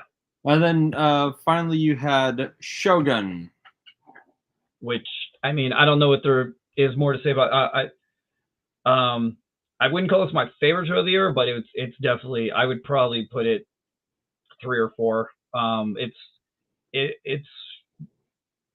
I don't know, it's just fascinating to watch something so different. There's nothing like it that I've ever personally seen, and there's nothing like it that has had the attention to Japanese culture or a story like that I've ever personally seen. Maybe it has. Someone go ahead and call me out and say, oh, this is already came. I mean, I know it's a remake technically, but I'm saying in the sense of like the story itself. So yeah, it's there's so much going on, and there's so much drama, and you got the whole good and evil thing, and there's so much political strife with having to deal with what's happening with the people trying to take over and the other guy trying to and NSY is just mind-blowingly amazing. I mean, everyone's good in it, but just I don't know. It's one of those. It's a slow burn. You really have to pay. It's one of those shows that like it took me actually forever to watch it because you can't just you can't just like slap it on and be like, all right, I'm gonna watch this really fast. It's like, no, you can't do that. Like, No, you can't. You'd be like, oh, I gotta go to I gotta go to dinner in an hour. Let me throw this on, or I gotta go to work in 45 minutes. Let me just hurry up and watch this. It's like, no, Nope. it's like Nope. you gotta like, because the show is very nuanced. no, I'm trying to say I don't want to say slow pace, but it's really taking its time with like the scenes and the characters, and it's like they're not in a hurry to get anywhere. Like you can tell they're not in a hurry to get to the end. They're not in a hurry to make the story happen. They're like, we're taking our time here, and it's not like Sugar, which is a slow burn. This one, it's just like they're moving things. They're just moving it at steady. There we go. They move at a steady pace. You know, they don't get stuck. And they don't go slow, and they don't go fast. They're just like, we just keep going. And all the characters evolve, and the story evolves, and there's so much that happens. But it's they get there when they get there. And but the thing is, because of that, you can't just watch it and be like, okay, yep, all right, all right, 15 minutes more, okay, 10 minutes more. It's like, no, it's like you got to take it in at the pace they're going in, or you're not going to fully enjoy it. Or at least that's my opinion. True. Now, as you can see, that was our top 5 and honorable mentions, which we actually had some crossover. Oh, we did, yeah. Now, as you can see, I have switched to my Texans jersey because now we're going to go into fantasy football because we I'm are not cool enough to do a wardrobe change. We are gluttons for punishment, and we already know that. We already know you're not cool enough for a costume change, but I am. This was a great weekend for me. My Texans won on Sunday Night Football against Chicago. Chicago? Won. Huh? Chicago. Chicago. That's for anyone that's watching Married with Children. Exactly. My Horns won. We beat you. Granted, we beat UTSA, but still a win's a win. You beat an airplane company? Yes, UTSA. And then my Astros won, so it was a good weekend for me. And then the Cowboys got blown. Speaking of which, fuck out! Holy keep talking. Dude, look, I loved turning on the TV and seeing that the Saints. We got to give the audience the knowledge. 2-0 to what? Us to the Astros right now. Bottom of the 5th. Oh shit! Okay, hold on. I have that. I actually have that game up on my computer. Hold on. Where did I put it? There we go. Oh, 2-0. Okay, into the 5th. It's so perfect that we're actually recording when this is happening, though. This will never happen again. Know, right? What's the likeliness that we'll record when our two teams play? That's true. Okay. I love seeing the Cowboys just implode on itself. Just like loved it. Dude, Dak is Dak, that is one of the most like overrated. I'm sorry, overrated. Why are you apologizing? The man just got paid what I think the most. Yeah, he's the most paid quarterback. I don't understand it. I really don't. I saw that. I'm like, you've got to be kidding. I'm like, and of course, I the one on Instagram, someone put the comment that I'm sure everyone was thinking, and it was the best comment ever. The guy's like, all that money, and the guy hasn't won one playoff game. What are you doing? What are you doing? The Texans have won more playoff games. I'm sure there's a lot of teams that do. Than the Cowboys. And then look, so we're gonna get into our fantasy in a bit. Don't get me wrong. Hold on. You can't sit there and brag when I can say that my Bolts are 2-0, so you don't get all the bragging. Ah, dude, it's my show. I can do whatever the fuck I want. No. So I have to take advantage because it said that it's the first time we've been 2-0 since like 2012, I think it's like. Yeah. Yeah, they just ran that that on the screen about. So yeah, let me have my bragging moment. That's fine. That's fine. How do you feel about Bryce Young in Carolina? I feel that when I saw that he lost his job, I'm not surprised. Like I saw that I was when I was eating dinner, I saw them. I was watching NFL Live from earlier today, and they said that he's been benched already, and it's only 2 weeks, and they already benched him, and it's like, I mean, I'm surprised, but not. It's just like he had all of last year, and they came in and they're evaluating. They're like, "Yep, we're not seeing it." I mean, he's.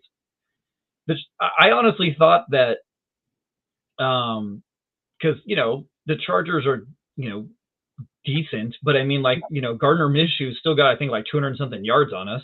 So it's like if I figured if Gardner Minshew could get 200 yards on us, then Bryce Young would at least get something. And Look, then I think he got like what 50 yards or something. I will say this: Gardner Minshew is a good quarterback, not a great one. But you know what I'm saying? Comparison wise, like Oh yeah. it's like if he can get that much, then Bryce should have at least got 150 or something. Like, dude, like I was talking to my dad tonight, and Lovie Smith did Houston the biggest favor by winning that last game. 2 years ago, he won the. I think he lost. We won. If we had lost, we would have gotten the first round pick. But he went to win, and we got the second round. We got the second pick. Oh, okay. And because we had traded Deshaun to Cleveland, we had all this draft capital. Dude, when you look at what we got from the Deshaun trade. Oh, we all know. Oh, it's a joke. That is the most ridiculous. Like, we fleeced Cleveland because, again, it's Cleveland and it happens because if any other team, this wouldn't have happened. But holy shit, dude. And then, like, last night, Will Anderson Jr. Now, look, one of my best friends, I was talking to him during that draft last year, and I don't like Ohio State, so I didn't see much of C.J. Stroud. And he was like, no, dude, C.J. Stroud's legit quarterback. If you draft him, you'll be good. I'm like, I want Will Anderson. I wanted defense. And we could get a quarterback later on. And when they drafted C.J. Stroud, I was like, shit, all right, fine, maybe he'll be good. And then they traded up to get Will Anderson. I was like, okay, 50-50, I'm good with this. And then, we get defensive rookie of the year and offensive rookie of the year. And then last night, fucking, like, our defense looked sick. I'm like, all right, we're good.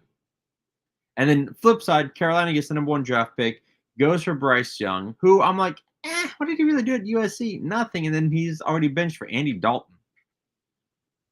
Like, this is where, like, I don't try to act like I know more than I know because I'm just a regular nerd. But I just don't understand how he went from being supposedly phenomenal in college to being this bad. I mean, I know some people don't adjust well, and some people it's a learning curve or whatever. But I mean, he's like third string quarterback bad. Like, how is this guy a first round pick? Well, dude, it's like freaking Sam Darnold. Same shit. Yeah, but he wasn't. I don't know. He was bad, but he wasn't this bad. I mean, this guy can't even complete passes. Like, he can't even get a touchdown. Like, at least Sam Darnold would have at least some signs of life, at least, or he'd have like. I remember. I think it was like the first 2 or 3 games. I think he was decent for the Jets, and then he got worse. Yeah, he got worse. Bryce Young has had like no good at all. no, he has not had a good game. I don't think he's had like one good game. It's like, Jesus. All right. So all right. That's why in a way I'm kind of not surprised that they're doing what they're doing, because it's like one of those that like they're saying, or the thing I was watching on ESPN is they were saying that you could see him on the bench and he's like talking to the coach, whatever, and he just looks lost. They said he didn't even look like he was there. Like, he didn't even look like he knew what he was doing. Like, his face was just, a mess. And it's just like, that tells you a lot right there. Yeah. Yeah, it does. All right. Now. Yep. Nice graphic. Thank you. I took it from Google. Well, no, it's a nice choice though, yeah. Oh, thank you. I appreciate that. So look, I'm in 3 leagues. You're in 1 that I know of. You didn't give me graphics, so you know what? You get to suffer. I was driving. You get to suffer. Okay, so, well, for sake of audience knowing for the future, I'm in 4. Is that a good thing? No, I'm kidding. So look, I have 4 chances to lose. Yeah, thanks, asshole. Yeah, exactly. So look, because this is week 2, we have I'm gonna go through week 1, week 2 for my 3 leagues and the league that we're in together. You know what I have? Did you already look at your scores? I haven't looked at my scores. I have not. I already know that I won 1, lost 2. All right. Well, I'm You'll gonna look see right it. now, and we can all get my bad juju now. Right. I wanted So to wait till that game ended. Okay, you start with yours. yeah. Okay. So this in one of my leagues, I'm in a league with some of my friends from high school and some other friends. This was week 1. Utter domination, 132 to 90. Um, I mean, my problem is, look, okay, CJ Stroud. I mean, the point system here is ridiculous because in one league he's like it's 30 though, there's 18. CJ Stroud, Tyreek Hill. Tyreek Hill is great when he's got Tua. If not, if he doesn't have him thrown to him, I'm screwed. Stephon Diggs, not bad. Amari Cooper, pooped the bed. Joe Mixon, killed it. Connor, killed it. Kittle, meh. Xavier Worthy, Mixon killed himself is what he did. like Worthy was great week 1. Justin Tucker, of course, always good. And then I have San Fran's defense, great. And week 2, I dropped. Dude, look at this shit. Look at this shit. I lost this game because Amari Cooper again didn't do shit. Is that your opponent on the right? I love Yeah. his picture. Yeah, dude, look. God damn it, no. Look right here. He has no tight end. He has no tight end. That's the but worst. Because Mixon got hurt from a cheap tackle, and Amari Cooper did do jack shit, and then they didn't use Worthy like they did last time. I got screwed by. Let me pull up my final points. I lost 82 to 94 because the guy I was playing had Mahomes, CeeDee Lamb, Derek London, Metcalf. It was just like but like my bench, I've got no one on my bench. It's just I need Deshaun Watson to stop sucking and pass to Amari Cooper. Okay, I need Deshaun Watson to stop sucking as bad as he has been. Okay, I don't. He's my backup in my super flex league as my third quarterback because it auto drafted him for me. I'm not happy about it. I was talking to my dad about this beginning of the season. I'm like, I have never seen like Deshaun hasn't really played in like what 4 like not really even like 4 years, and he's just like, yeah, he's completely. I think Deshaun is done. That's what a lot of people are saying. I think he's done. I think Houston. It was highway robbery what we did to Cleveland. I don't give a shit. I think it's great. No one made them take him. No one made him. No. We were trying to like offload him, and Cleveland like, we'll give you like 55 draft picks. I'm like, all right, cool. All right, and then my in the league with I am in with you, dude. I'm 0-2. I'm fucking 0-2. Wait, that was the first week. What was your second week? Boom. Oh, ouch. Yeah. 63? Yeah. So how did you only get 63? Here we go. Here's why. Here we go. Let's see here. Yeah. So week 1, CJ Stroud, cool. Tank Dell, he hasn't been doing what I thought he would do. Dude, he killed me in my league this week. McCaffrey is gonna fucking kill me. Jesus Christ. Yeah, but at least your guy's out. Like Tank Dell's playing and he's not doing anything. I know. I even asked my dad last night was even like, what's going on? The fact that Isaiah Pacquiao, which we're about to get to, my ESPN is out for 6 to 8 weeks. Yeah, that's gonna hurt. Kelsey, like I actually made a trade in this league that it's being reviewed right now, but I forget one who traded. They wanted my Kelsey for 2 running backs, and I was like, I'll do it because I don't have jack shit for running backs. Dude, I knew he was gonna fall off, but man, he's really fallen off. Or either they're just not paying attention to him, or what? Who, Kelsey? Yeah. Yeah, I don't know, dude. I don't know. Then Houston defense, did great. And then this week, okay. So here's what happened. CJ Stroud, yeah. Tank Dell, nothing. Xavier Worthy, nothing. Cincinnati's running back, jack shit. Denver's running back, less than jack shit. Travis Kelsey, jack shit. Jerry You Jeudy. should name your team that. I should. Houston's defense, 22. The only good 22? Damn. Yeah. And then God damn it, Godwin got 21 points. Oh, don't even get me started. I'm so mad. I wanted him in one of my leagues that has 3 wide receivers, and long story short, I was at work and I couldn't finish the draft, and I should have put him in my queue, and maybe I could have got him off drafted, and I didn't get him. I'm so mad. I wanted him, and he's making me pay for not getting him. Well, what sucks is if I had played him over, I don't know, Tank Dell, Anyone? I actually would have still lost, but still, it'd been closer. Oh, and you lost to Tim. He's the Tennessee Titans fan. Ugh, fucking even worse. Ugh. All right, let's look at your week 1.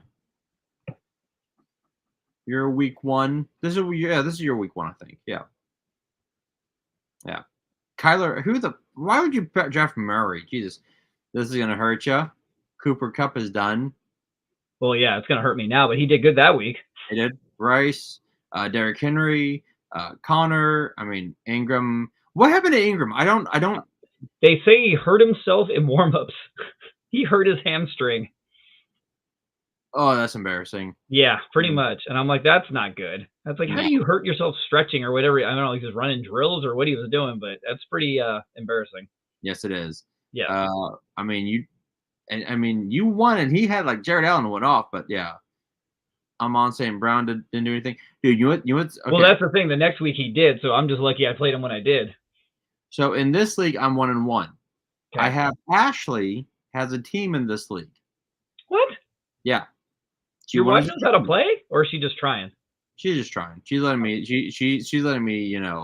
Help her. Okay. She's 2-0. She is 2-0. Who's your quarterback? Okay, so this is my wife's team. She is 2-0. Her team is Tua. I gotta find a new quarterback. Oh, ouch. Amon St. Brown, Garrett Wilson, Rashid Rice. Oh. This is what Devon Achane. Okay. Oh yeah.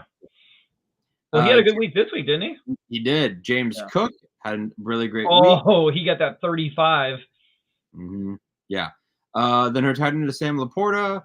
She has Chris Godwin. I know. She had Dallas's kicker, and then she has the Kansas City defense. And then I heard her backup is Matt Stafford. So that's not looking good right now. It's not. And then you got nobody to throw to.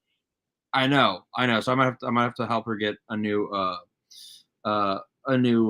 quarterback. Which that is funny that she's 2-0. That's funny. Does she have? Well, I'm not. I might get her Baker. I might pick her up Baker. Oh, dude, if Baker's available, Baker's better than Stafford, if anything. Yeah, I'm gonna. If anything, just replace Stafford with Baker. Yeah, that's what I'm gonna do right now for her. Actually, I'm gonna drop Hawkinson because he's on the physically unable to. You guys don't have an IR spot? There you go.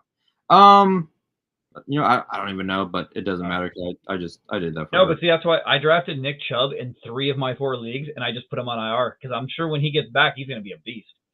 Ooh. Oh, okay, here we go. And if anything, it's worth taking that chance. Sure. Okay, we got a question. Hey, here you go.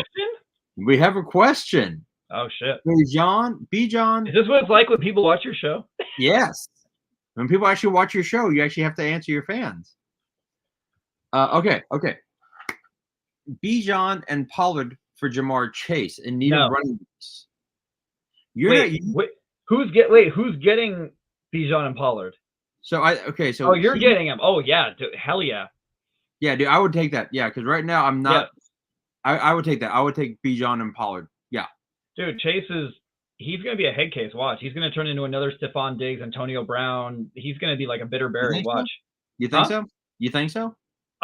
He already came out and said, we are not discussing my contract anymore. He's like, they missed their opportunity. They should have taken care of me when they had the chance. So what do you think he's going to do? You think he's going to put his heart into it now when they haven't freaking got him? No. Okay. He's got Flowers, Waddle, and London. Yeah, but do you have any faith in Chase? You know what? Here's the thing. And Plus, here's especially if he does need RBs. well, okay, if he needs running backs, yes. As a Texas boy, I will always say go for Robinson. However, my thing with Chase, I don't know if who's Cincinnati's quarterback? Burrow? Burrow. I don't know if Burrow's going to stay healthy. Well, there's always that. I The mean, only thing I'm not worried about is they started 0-2 and they started out crappy last year and then they got better. So I'm not worried about them starting 0-2. But like, I just think that like, I just don't think Chase is going to be putting his heart into it. That's just my opinion. I think he's going to be like, nope, they don't believe in me. You know, although at the same time he could put more into it because he wants to get a different contract from somebody else. Maybe he's hoping they release him and he can go get paid somewhere else. But I don't know. I just have a feeling he's going to be playing disgruntled with a chip on his shoulder, and that's not what you want. Yeah. Plus, like you said, he needs running backs though, so it's a completely. He wins with the running backs. Those two running backs are worth more than that as one wide receiver. And dude, look, he's got really good wide receivers. Pacheco's injured for 6 to 8 weeks. Dude, pull the trigger. I would pull that trigger. I would pull that trigger. Honestly, the other person's kind of must be hurting for wide receivers then. Yeah. Cal South Mike tight end by Thank you. I agree. I didn't draft him. Look, I mean, I drafted Kelsey. You're a Kansas City guy, dude. You draft Mahomes like every freaking year. Well, I fucking don't. I'm not saying in my league, but I know you always go out to get him. Because he's a fucking good quarterback. I'm not a huge Kansas City fan at all. No, I'm not saying you're a Chiefs fan. I'm saying fantasy-wise, you're a Chiefs guy. Because they have shown that they're gonna shut up regardless. Regardless, Kelsey keeps declining every year. So why would you want a guy in the decline? Because he is still Mahomes' go-to guy. I think Rasheed Rice is going to steal that. You think so? Okay. Yes. Yeah. All in one show. I both of us saying do the trade. Yeah. If anything, at least take the trade. Yeah. Take the trade. And yeah, 100%. And I might. It looks like Drake London just had a good game, right? He did. Yeah. They did. So that's a good uptick. Yeah. The only problem is he's probably going to want to start Flowers and London over Waddle because Waddle's probably not going to have good luck going forward. But we'll see. We'll see. I mean, who is Miami's backup? Have they? Oh, I forgot his name already. Well, the thing is, have they said anything like how bad Tua is yet? Have they said anything? They haven't said anything. See, that's what's concerning. Because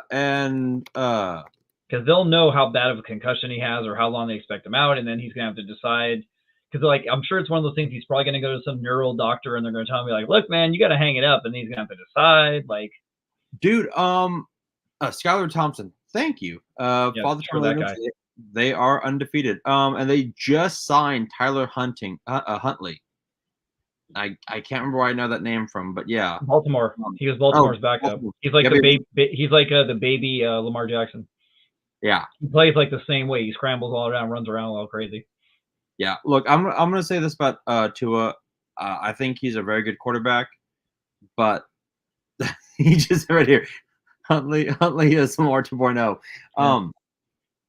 Look, you're looking at a guy who's had 3 major concussions in a calendar year. Like Antonio Pierce, the Raiders coach, was like, "No, dude, save your brain, retire." Dude, Shannon Sharp said the same thing. Did he? Yeah. Yep. He got on Instagram and he's like, "Dude, hang it up." He's like, "That's it, you're done." You're done. Like, it's one of those things where like,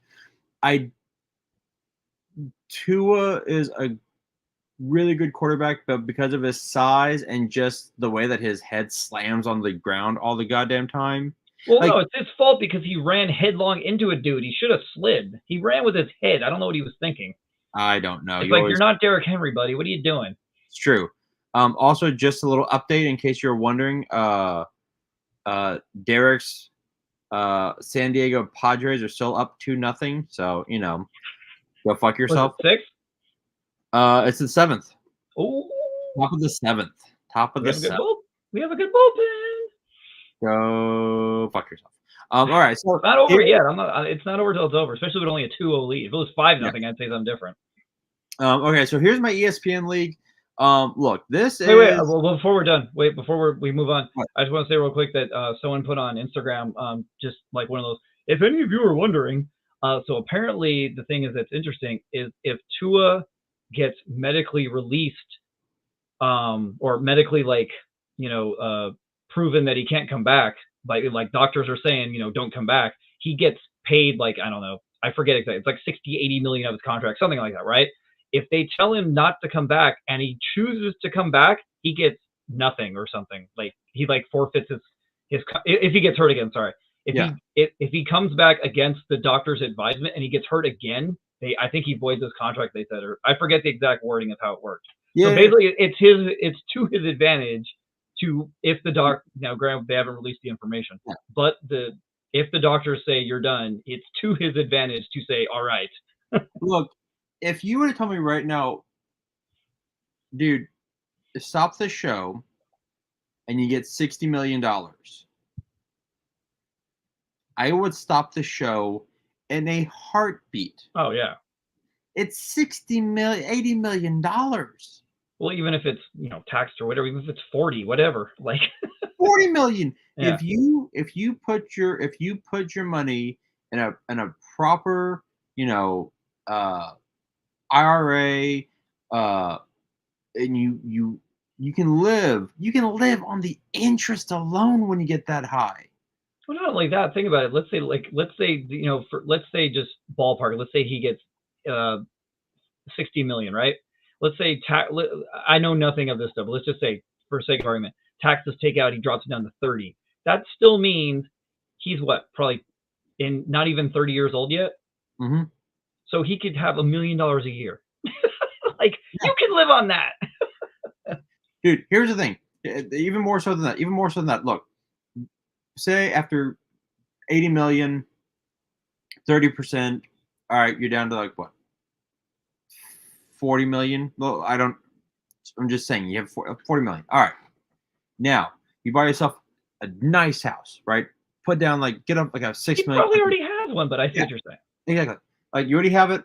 You divest invest your money properly, and then you live off $200,000 a year, $250,000 a year. You're saying you can't do that? Yeah. Come on. I agree. So we'll see. It's going to depend on what the doctors tell him, though. Yeah. We have no way to know.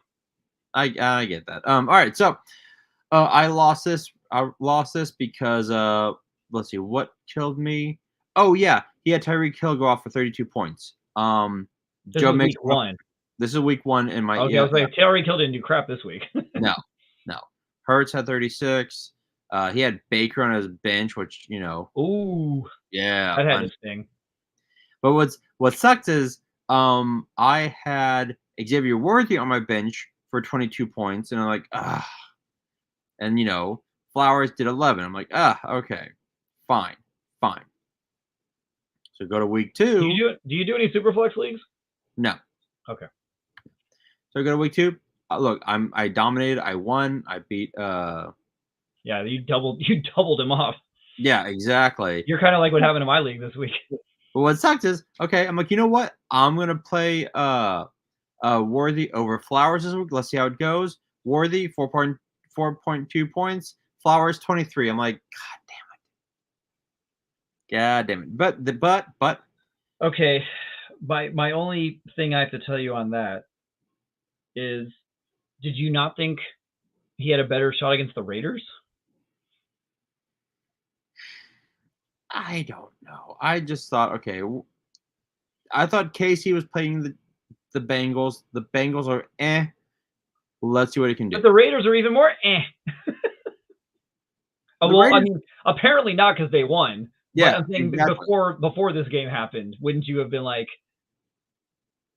But I mean, I see what Yeah. Who knows going forward now? Cause well, it's weird because Flowers still got a lot even though they lost. So I don't know. Maybe that's still saying their defense is because they still gave up. They still gave up what, 24, 26? It was 26. Yeah, so they still gave up a bunch of points. Yeah. And then again, the Kittle, 21 points for me. Nico Collins went off for me. That dude. He did. Nico is CJ Stroud's number 1 wide receiver. Well, I mean, I would assume you knew that already. I knew it was gonna be. I thought it was gonna be Nico, Stephon Diggs, Tank Dell, but I don't know. I kind of think that's still where it is. It is. I don't know what's up with Tank Dell. I don't know.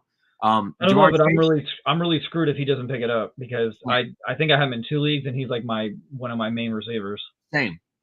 Now I wish All in One Show was here because look, Jamar Chase shit the bed for me. That's what I'm saying.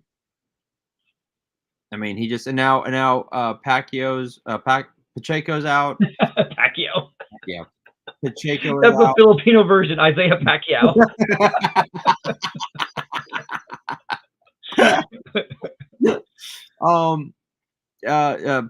Pacheco's out, and he's out 6 to 8 weeks. I don't know what you're gonna do about that. Who are you gonna be able to get? Anyone? Is there anyone available? Dude, I fucking picked up Hubbard from Carolina. That's right. Well, that's something. I think he's a starter.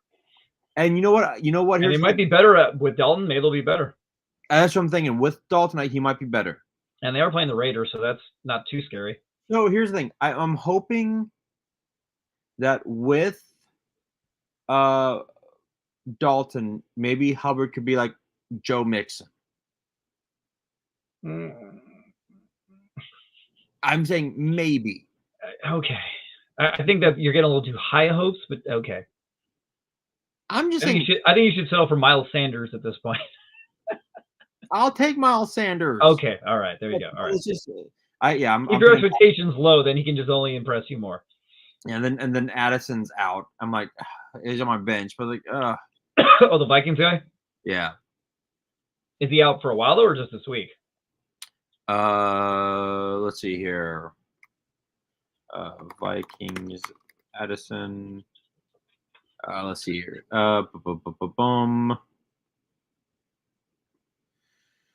Okay. They're hoping that they'll have Justin Jefferson.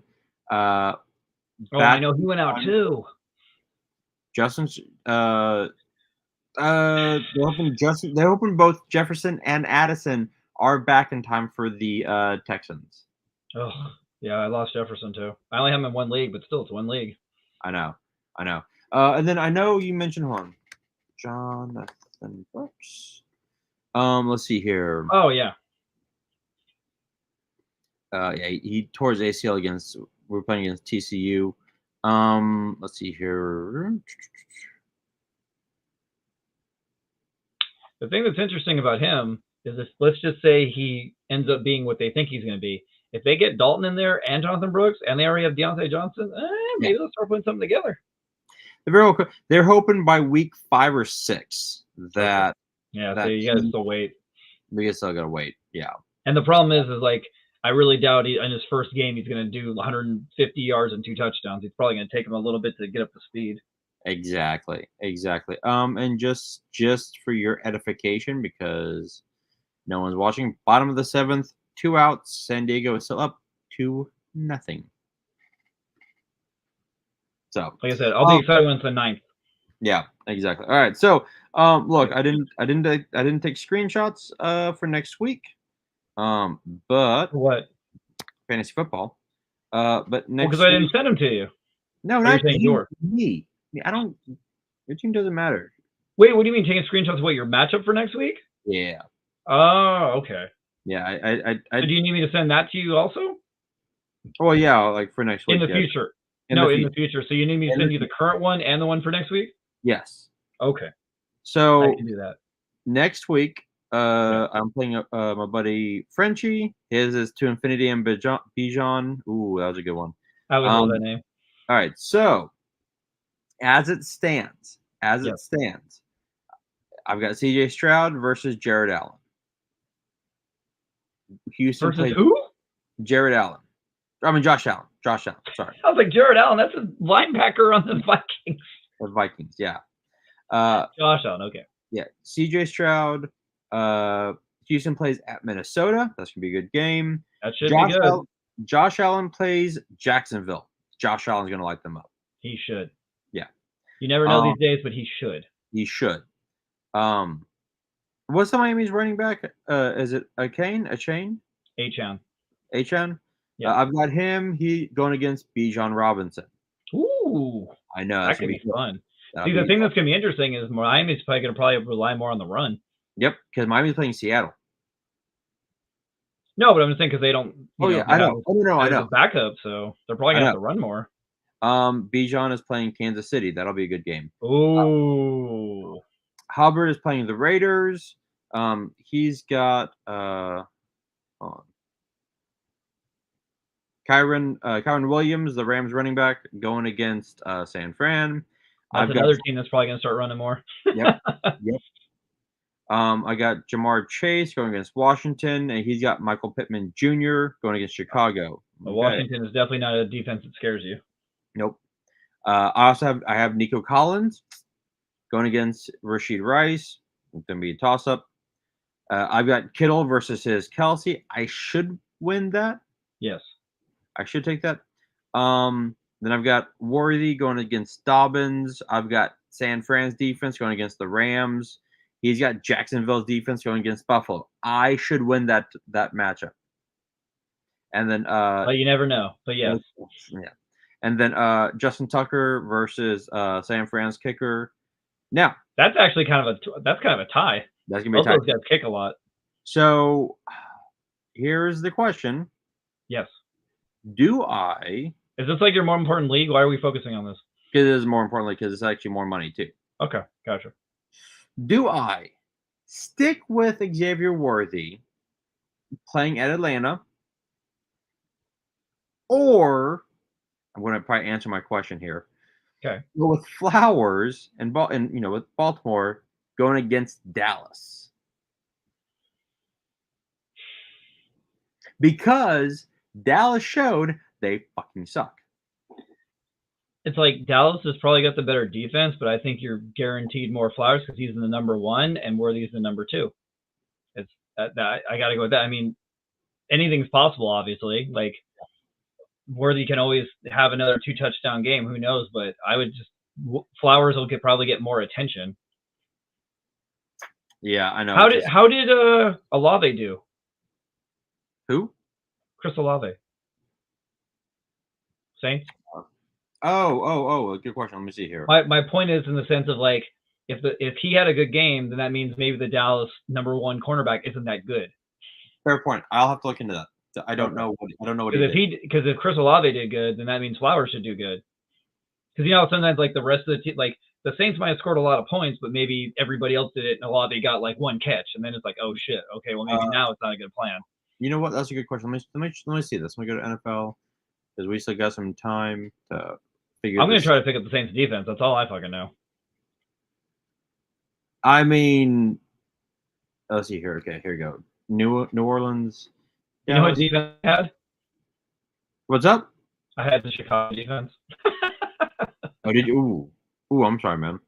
Let's see here. Sure. Okay, I still won. Okay. Hey, you only gave up 19 points. They didn't give up that much. No, that's not bad. Dude, what is with Stroud? That's what I want to know. As someone that's probably watched him more than I ever had. But Chicago's defense just was good in the second half. All right. Dude, he's thrown 1 touchdown each game. 1. It's like, come on, bro. Well, that's because Tank Dell. Oh, no, wait, he did 2 the week before, huh? Yeah. I think, wait, he only did like 150 yards, though, huh? All right, hold on. Let me see here. Let's see here. Go to stats. There you go. Player stats. All right. So, God damn it. That's not what I wanted. Hold on. Let me go back because I'm sharing this so you can see what I'm looking at. I like the new logo, by the way. Oh, thank you. Ashley did that. I figured. Yeah, exactly. All right, here we go. Stats. Let me see here. All right. I should have actually, since you threw mine up, I should have a new one very, very soon. I have someone working on it. Oh, good. Okay, so let's see here. Chris Olave, 1 catch for 7 yards. There you go. Yeah, they just ran the ball the whole goddamn time. Yeah, but Carr didn't do anything. Oh, I'm sorry. That was rushing. I'm sorry. Chris Olave had four receptions for 81 yards. Oh, see, there you go. So now you can. So the Dallas cornerback, whoever he was, he ain't that good. Yeah, so I will probably go Flowers over. You see what I'm saying though? Does it make sense? I mean, there's no way to guarantee it, No. but you see my way of thinking? Oh yeah, no, definitely. I Yeah. definitely. If he had one catch for 3 yards, then it'd be like, oh, maybe this guy's really good. Yeah. No, I totally get that. And then just so you can see for your your own fucking satisfaction right now. Not over yet. If it was the bottom of the ninth, I'd be excited. Come on, you're down. There we go. Boom. You know what's funny? You know what's funny though? What's up? I have 2 baseball fantasy leagues, and I have Eric Getty in one of them.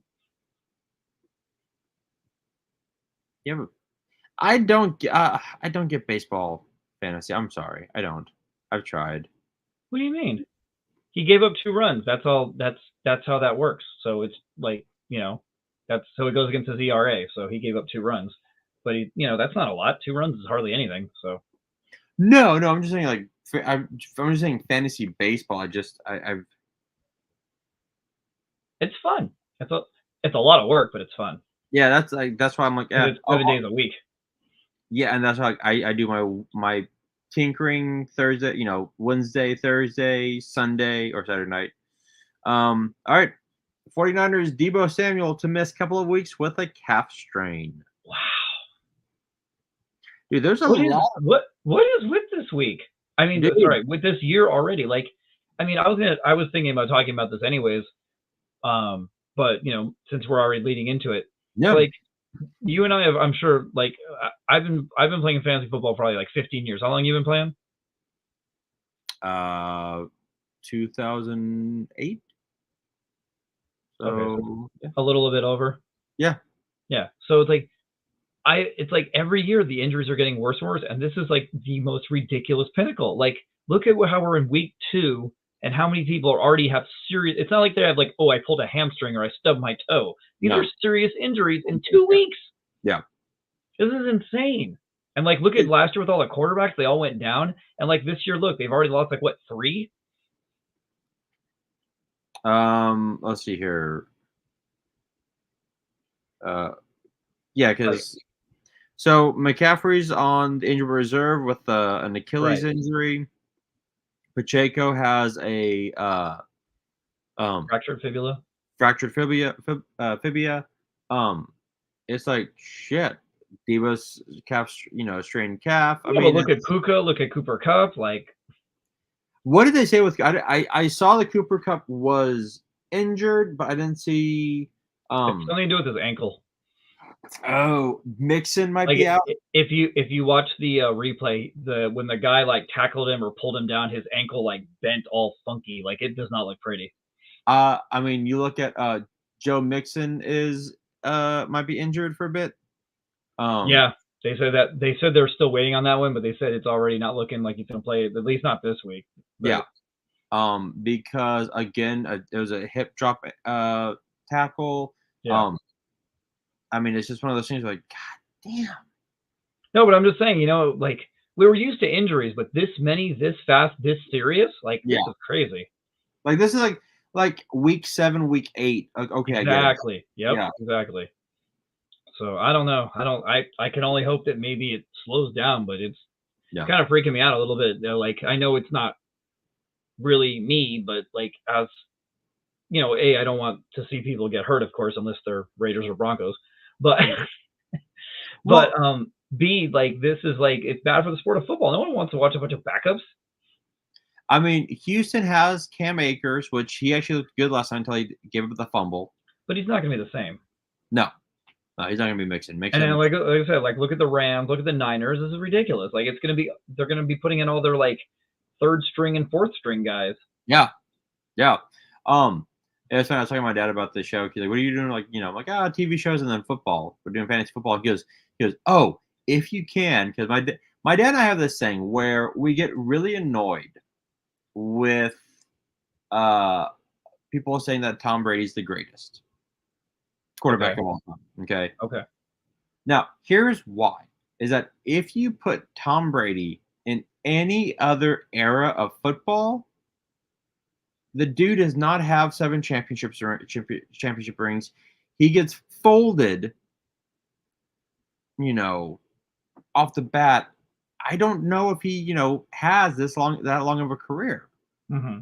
But you put someone like an Elway or a Montana in this generation, like, dude, you put Dan Marino on, the Chiefs or Miami.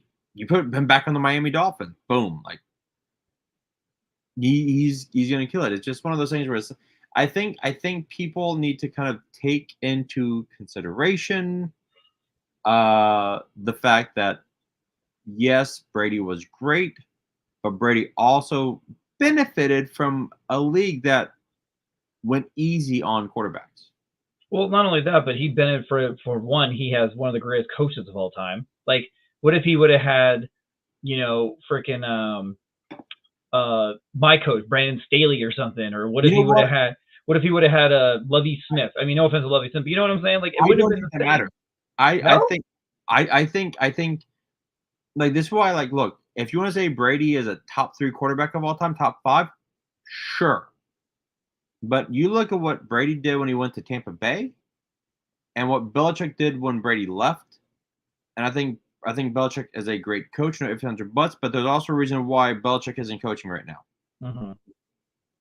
Like, I think he's a great coach. I think the game passed him by, and I think that he just needed to retire. No, I get it, but I'm saying I think it helped. I'm not saying he only had success because I'm saying it helped that he had a really good coach who let him draft other good players like a Gronk and an Edelman and Randy Moss, And that's fair. And like they got him. And I stand by, dude. Look at his front line. The guy never almost got sacked because his front line was ridiculous. If you give me the O line of the Tennessee Titans had last year, and what's his face got sacked like 8 times a game, or like when Big Ben had the most sacks in an entire season, he led the league. Put him in that O line and see what happens. And that's fair. All of that is 100% fair. I think, but I think again, if you put Brady in any other generation, I think he doesn't do what he does in this generation. I mean, it's probably true, but it's hard to quantify that. That's the fun of fucking sports. And that's the fun thing about sports. But I think that's why I don't ever believe in a GOAT. I don't believe in like a greatest of all. I think a greatest of all time. Well, they're going because of all his rings. That's why. Well, that's it. But like you look at like if he had like 2 rings, no one would call him that.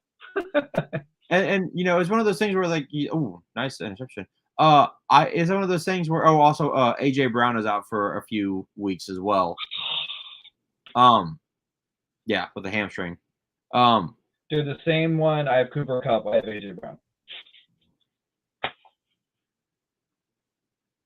What was I gonna say? I don't know. I don't believe in a greatest because like everyone's like, oh, Jordan's greatest. No, he's not. Like he's top 5. But like if you're like, well, basketball. But it's like for me, it's like no, I think Kobe and I think LeBron's better. I think Jordan had success because he had a great team around him with a Hall of Fame coach. We're like, well, he has 6 rings. Okay, well, Bill Russell had 11. Okay, so Bill Russell's the GOAT, right? It's just it always annoys me when people are like, well, what is what is the greatest of all time? Like it annoys me. I have a top 5. I have a Mount Rushmore, but yeah, that's just me. That's me by doing my little sports rant. Sports rant. That's all it is. Well, I can't stand Brady, so I'll listen to it all day.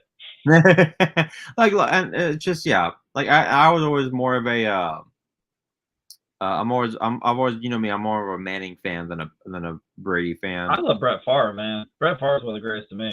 I don't care if he didn't win that many Super Bowls. The guy was fucking amazing. Favre, the player was great. Okay. Before we sign off for the evening, Derek, your internet's going to shit, my friend. How's it on me automatically? What? How's it on me already? What do you mean? Why can't it be yours? Because I'm plugged into my router. Oh, fair Yeah, enough. and you were like I'm not getting any interruptions on my end. you look like a giant pixelated Pac-Man. You look fine to me, and I Well, look yeah, fine to myself. yeah, I look Yeah. fine because I'm a handsome dude and I'm plugged in right into my router. Yeah, but wouldn't I look bad to myself then? No, not necessarily. Oh, okay. Well, I don't know what to tell you. Spectrum sucks. What do you want me to do? You know what? I've heard many bad things about Spectrum. That's why I don't like. It's one of those things. Like, I'm sure you know how this works. It's one of those things that when we got internet for this house, I went to other companies and I actually called them, and Spectrum had the strongest signal. Ooh. So like all the other companies didn't have good enough signal in this area. It's one of those monopoly things. Or like there's nothing I could do. So I was forced to go with them. That sucks, man. I know. I hate this shit. Okay. So Yep. before I sign off, Yes. do you want to tell people, whoever decides to watch us on the replay game, Yes. where to find you?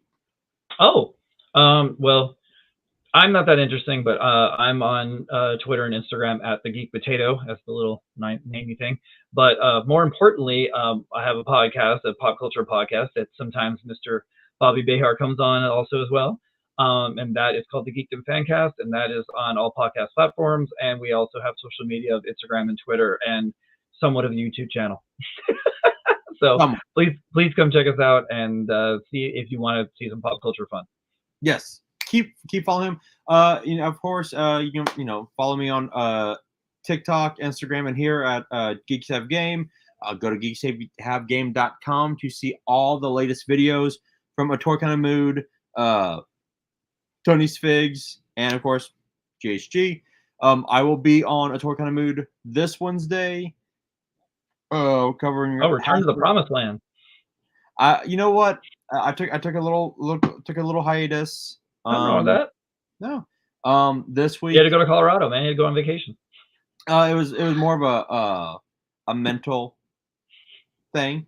I had to take a little breather from the show, but I was back last week. I'm back this week for Hasbro. Next week on GHG, I'll figure something out for the first hour, and then Derek will join me again for fantasy football week 3, where hopefully I'm actually winning again. And next week I'll try to be on time. Yeah, please try and do some work. God damn it. No. And then I will also be hosting next week's A Toy Kind of Mood with a very special guest, which we will reveal that on Wednesday. Okay. For Derek and for myself, thank you for watching. I hope you enjoyed this week, and I hope you enjoy us talking about fantasy football. So Padres too. Fuck Padres. Fuck Padres. All right. We are out. Peace out, everybody.